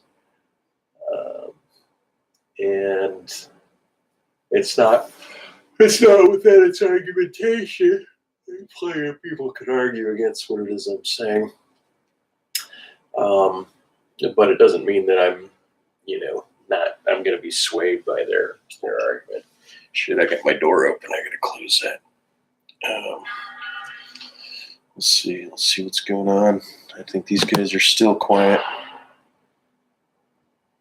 Huh. That's interesting. Ludic.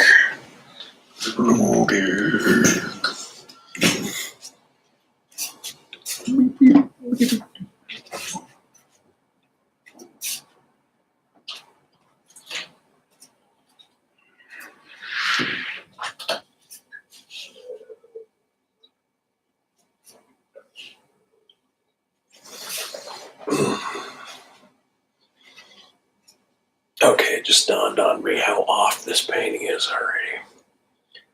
Okay. Shit, I still have my mic open.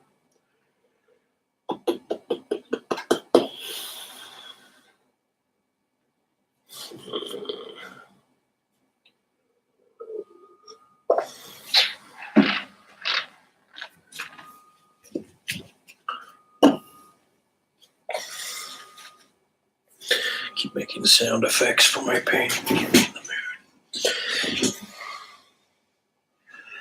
Alright.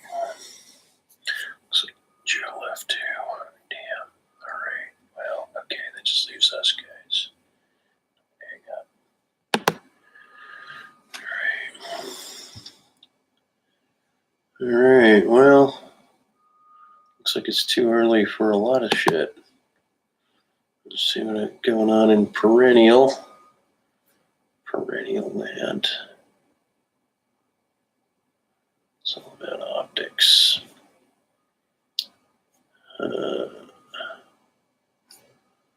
Okay, and now back here about the secondary pro-politics. Pro-politics.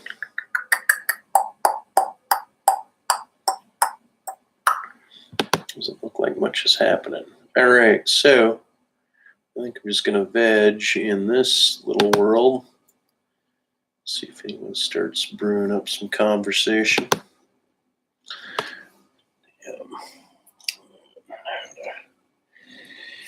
Just keep on sketching on this, even though I feel like I'm doing it backwards. Even after I paint it, I gotta paint over it essentially. So I gotta try to narrow out my composition here. Narrow it down. And free forming it. Okay, so that's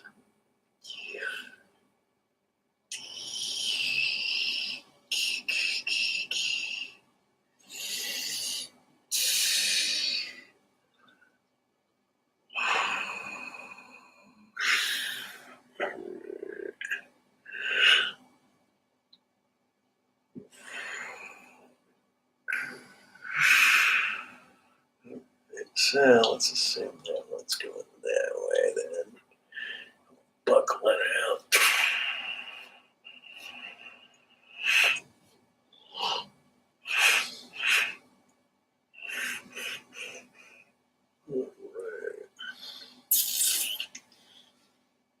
Well, it's been a long time since I've had a discussion on here with Piero Amendum. Logical empiricist commented that vein bean is nowhere to be found, as per usual. But then again, the slightly younger generation trying to keep up with the format of the older generations takes a little catch-up time to get their heads around shit about what's being discussed, and then who can keep up is almost a person-by-person thing, and most people are just reflecting back on their own self and their own limitations or their own thoughts and feelings and emotions of all sorts of anything. Kind of leaves everyone a little bit disjointed to see whether or not or how other people influence them.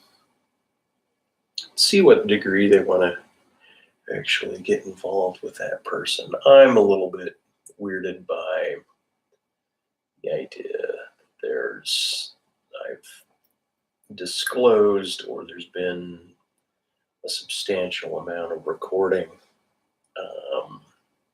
around my being, and yet I have very little traction or appeal, even, I'd say, in the public space. Whoa, okay, so I'm darted in. What's happening?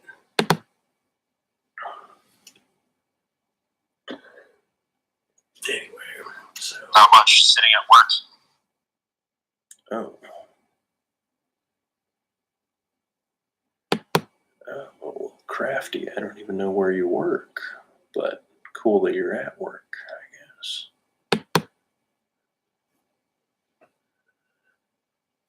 What's up, Lost Soul? I haven't talked to you in a couple months. Yeah. I'm just painting, and I'm actually doing an audio or a recording of myself while I'm painting.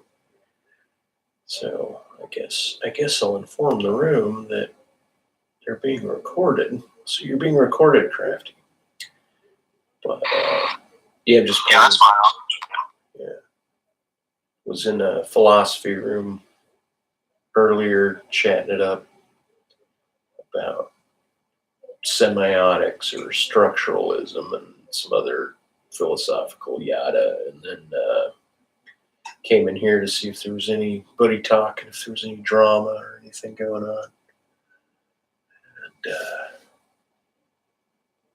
yeah, I don't know, man. I was just wondering where I was actually thinking about people's politics and what they thought of, the left versus right politics and the rhetoric and where they come down on it and stuff. But anyway, man, what's on your mind? How's it going?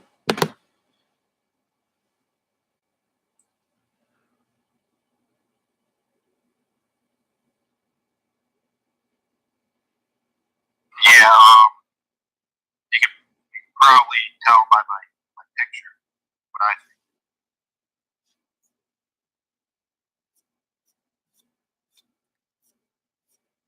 Let's see what Crafty posted. Oh, did you post a picture in something other than the main chat? No, my profile picture. Oh, your profile picture. Oh, okay. Let's see if we can get a look at that. Oh, almost looks empty. Huh. Interesting.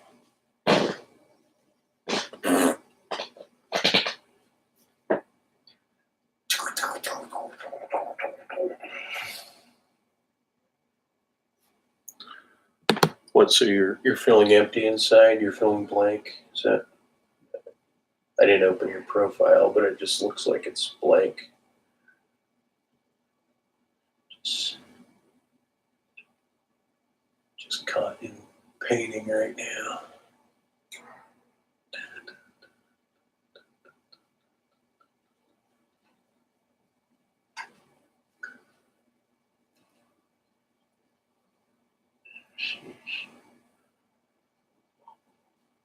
Actually, I gotta step away and use the jello. Sweet merciful fucking Buddha, is anyone awake yet? Yeah.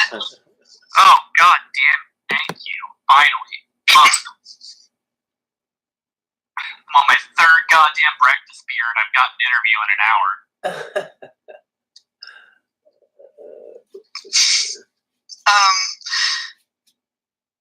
I think Michael is recording. just in case he knows where you work, but probably not. Michael who? Paul. Michael, lucky me. I can Oh, I can close up. I'm gonna step away for a minute. Anyway. motherfucker doesn't know where it works. I don't even think he knows who I am. Sure. I'll let those guys entertain you while I bathroom it. You know how some people like bitch about their work and stuff on Facebook, and then they get fired because their bosses can see it.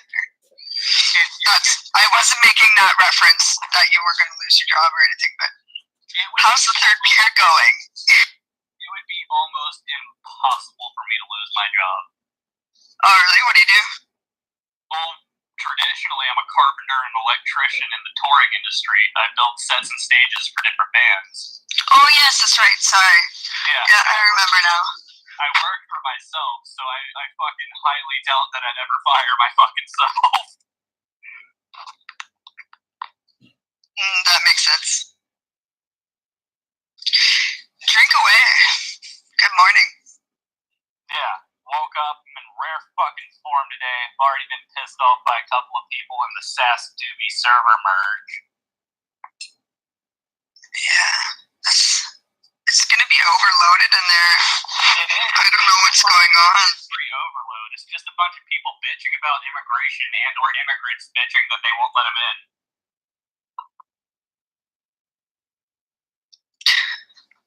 Punk ass, bitch ass, weak ass ass. Yeah, and we've had some of them come in here because of the split. I think they're from there anyways. But we've had some trolls too recently. Yeah. Posting like I was in there for like 10 seconds and one of their mods was like, wait, aren't you from Krillism? And I'm like, aren't you a bit? yeah, you're from Krillism. That pretty much summed it up. Essentially. They were like, well, solve that question. I was like, yeah, you right. Shit. Yeah. I haven't heard from Krill in a while. Bothers me. I'm gonna text his ass. Krill signed over ownership to Krillism to me. Ooh. And me, but I left. Yeah. No, I own it now, but I don't. I fucking put it on another email address, and then I forgot the password, so I have to figure that out. So I can just give it to somebody else. It's give to me. Yeah. Well, I gotta think about it though. Yeah. I don't know if I want to hold on to it because I don't know. I'm not even doing anything with it. I don't give a shit. It would be like the fucking like little league trophy that you've kept since you were 6 that you never fucking do anything with. Just collect. Yeah, for me it's just like a tiny little participation badge. Yeah, for real. So if I figure it out, I'll consider it. Okay. I think it'd be funny because there's people in here I feel get pissed off about it. Oh, who would get pissed off about it? I feel like particularly Bacon might make a big deal about it. Yeah, Bacon did ask me for it. Okay, let's get that way. Tasteless too. Tasteless is a bitch though. I wish that motherfucker would come back around. That would be to just slap the tasty dick out of his mouth for a while. He hasn't been in here yet. Yeah, no. For a bit. I don't even last time the last time he was in here, I don't know. Bunch of bastards. You little bitch, you breed. Okay. Maybe get in the shower in like fucking 30 minutes or so. Get ready for this fucking interview. Good to know. No, I'm just kind of talking out loud and making a day plan so I can pretend to be a person here in a minute because I'm going for like just a bullshit. You mean drunk rambling in the morning with Wrench. I mean, I wouldn't necessarily say drunk. Guys It's, wake up and again, get my third shit-faced. beer is going to take a lot more than that. I felt like I had fucking alcohol poisoning on Friday. I was hurting so bad the next day. Oh my god. So I felt last. Bad idea. My buddy got me a bottle of Patron, and we opened it, and I'll take a picture of how much is left.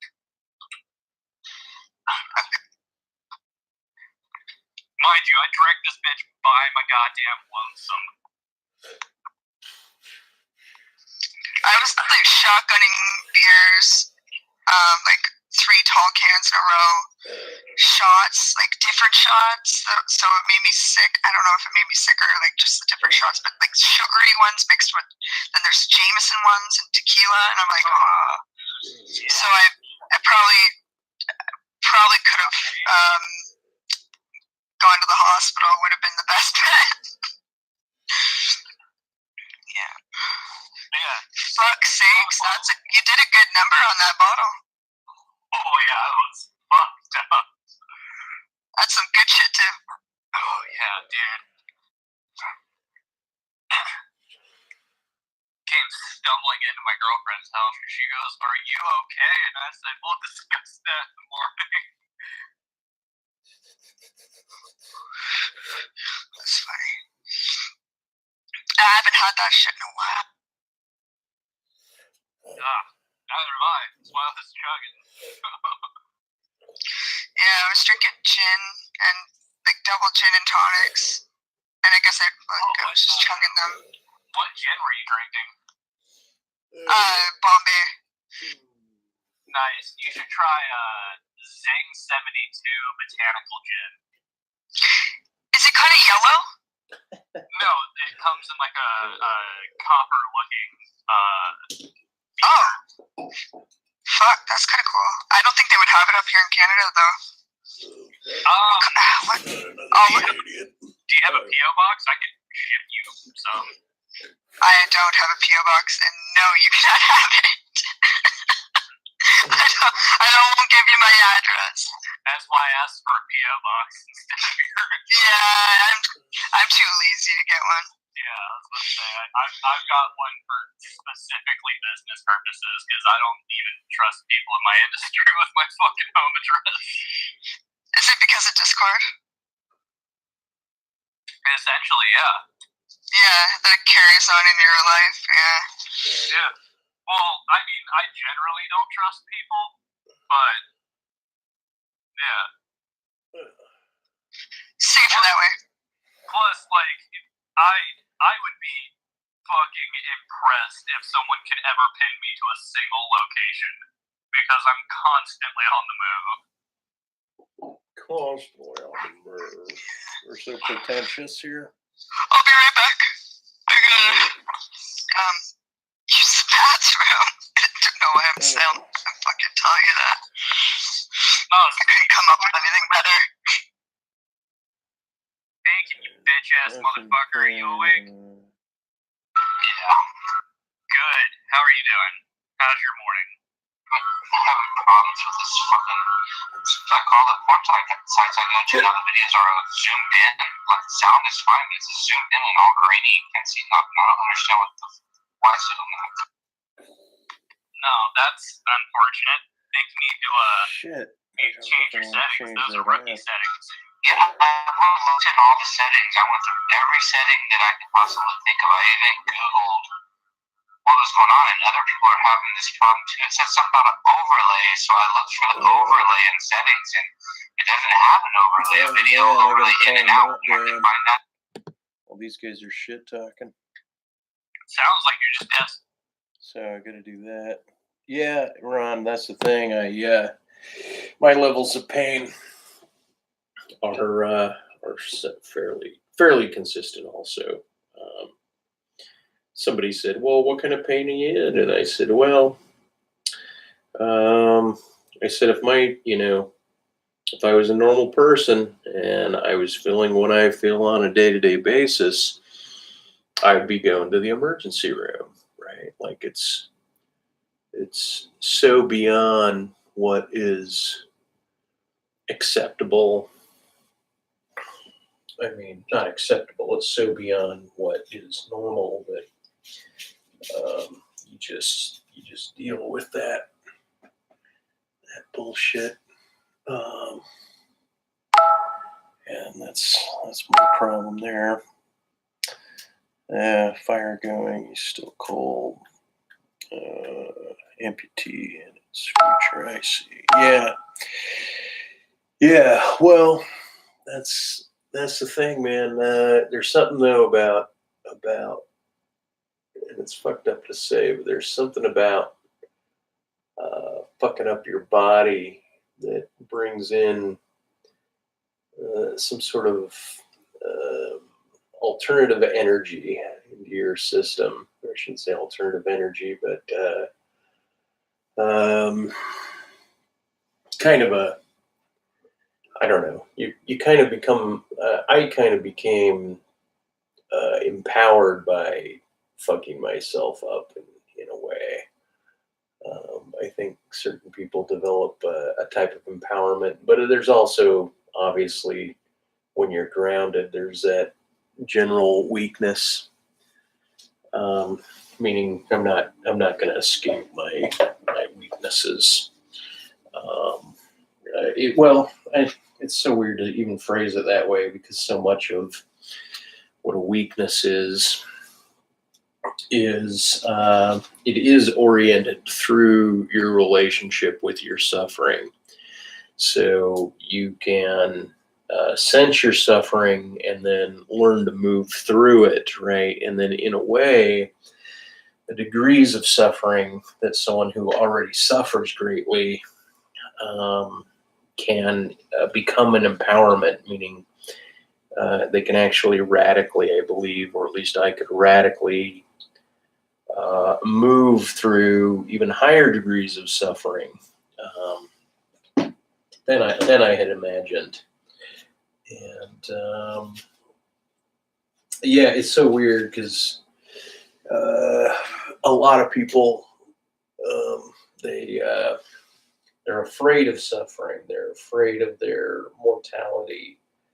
And I'm not saying that it's not, like, I'm well aware of what it is to, protect one's mortal coil and so forth. But I don't know, it's a rough racket. Not that you're talking about that. I just noticed your last comment. Holy 2 hours and 7 minutes for this.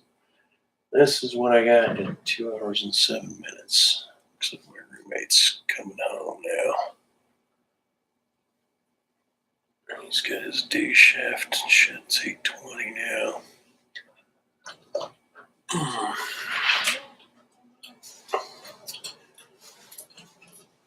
All right, how'd I get? Oh, man. Just doing another recording, painting, and trying to keep shit together here, I guess. Oh, nice, man. Creating's always good. Good starting point. Yeah, well, it was supposed to be a Tom Waits portrait, right? And then I woke up and I saw some shit online, and I'm like, damn, I just got to paint this instead. And now I'm like, I got to, use the other half of the canvas to do Tom Waits later, I guess. Oh, that's cool, man. I love me some Tom Waits. Yeah, it'd be fun. I think when I do it, I'm going to do it vertical, though, instead of horizontal. Nice. This was going to be a piano top, have a big head on it. I had it all kind of mapped out, and then I thought, man, I want to do a bigger portrait, and I don't know. All I know is I just keep shifting what I'm doing, but yeah, that's what's up, man. That's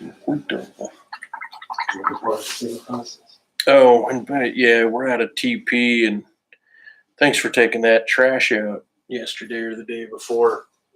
Get at No that. big deal. I was taking some out of my own. It was on the way.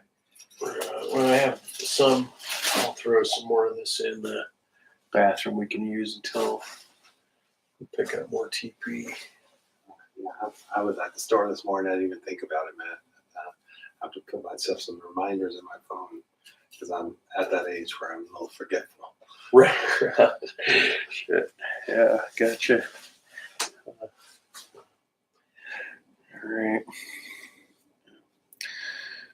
Put this back on this way. See what the group is saying. See his ass yesterday.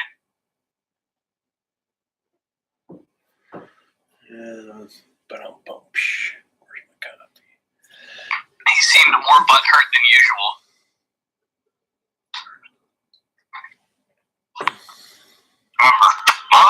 was really distracted yesterday. It was a bad day for me. Just not getting shit done, not uploading videos. Not really fucking good for much, are you? Oh crap, I gotta take my inhaler, so I'll be right back. Okay, maybe actually I could do the backflip with that, dude. That's what I'll do, the backflip.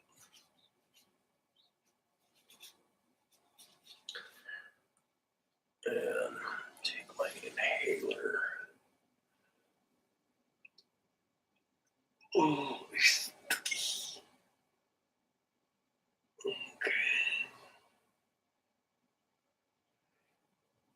okay.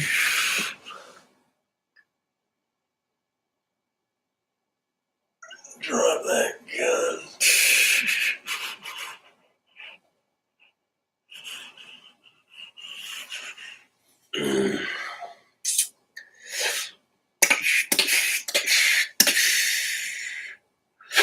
And then, how do I want to slide those dudes out? Something's got to happen. He's got some powerful antagonists, enemies.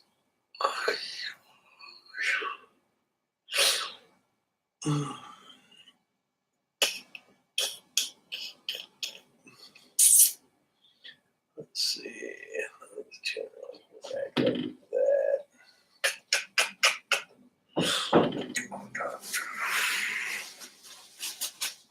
Yeah, man, Lucky's got like these Arizona green teas for like 50 cents a can. Yeah, I bought 3 of them before at that price. I even shit. I thought, Would you be interested in going on a motorcycle ride in the near future? I recycled it. I was like, I'm going into business. I could get you one. Not like to have, obviously, but I could get you a bike to use. Do you need a biker? Yeah. Do you ride, Mark? I got way too much going on here. I got an uncle who has a bike that can borrow. Oh, that'd be dope. I'm getting ready to buy that R1 I posted. That's what I thought. But I looked kind of James Deany. Yeah, and that red. No, but I could be there in a couple of hours. And they do have similar facial structure. They do kind of. I am based all over the U.S., but currently residing in Tennessee. I was gonna paint Tom Waits with a cigarette coming out of his mouth while he's playing piano. Yeah, too. I've got a place in California, got a place in how else could you? South Carolina, got a place in Ohio. Cigarette and piano, man, that's perfect. Right? Yeah. Get it. Well. You remember Ricky Lee Jones? See where else? I don't know, Ricky. Chucky's in love with her. She wanted to do like a booty call. She was really kind of just Call me up. for the Call stuff me up. that she Go did. for She a never big did ride a lot of for about commercials. 5 hours. I always loved her music. Doing stuff at a hotel. You know, heroin. Not Just take me. But wait. Not interested in that. More looking for people to hang out with. Arizona. Because I would like to, even though I'm not touring anymore, I would like to continue the theme of meeting up with Speaking people of from this shots, community. man, stand-up comedy was last night again at Willie's. I didn't go to it, but I mean, I know you work, but it'd be interesting to see I've met the Krill, I've met, coming through I'm not sure. town. I'm gonna You hit can up probably meet me in Wise Kansas Guys City. on I love Kansas City. Wednesday. Go down there and just go to a bar or something. Yeah, Or something. what was that? Yeah. I thought about doing this last Wednesday, Back but to I my didn't know place. I'm going to Epic. Oh, Having some actual beer. oh, see, well, good. But yeah, so far, Shit, I of might this go with you community, if I've you- met Danny, Krill, Charles Yeah, I'll Martel, let you know when I'm going to do and it. I almost hung out with Michael, but he couldn't make it to the show. Shoot down to Provo Country this week, but yeah, when I decide to hit it, I'll let you know, man. I would also like to hang out with Joe, and I'd like to I will fucking too. If hustle I go all down, with Joe, that sounds fun. I just don't know. Are you still Wednesday to Sunday off, or Yeah, Wednesday to Saturday. Wednesday to Saturday? Okay, cool. Just keep track of the days now. Let's see, I was supposed to hang out with Toast, but that didn't work out. All right. There. I would meet up with John, but only to fight John. Fight him. All right. I think that would be funny.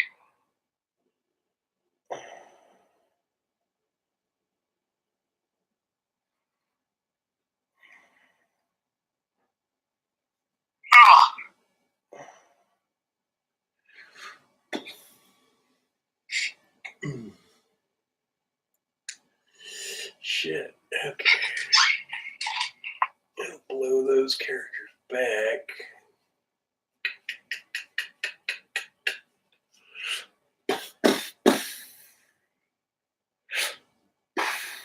Damn. Yeah.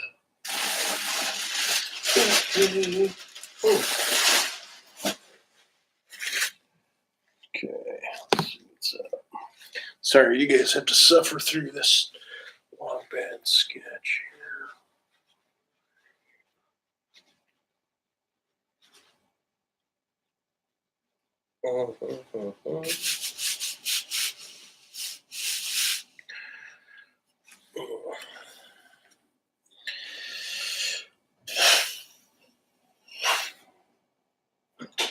Let's see. How do I that back? All these good.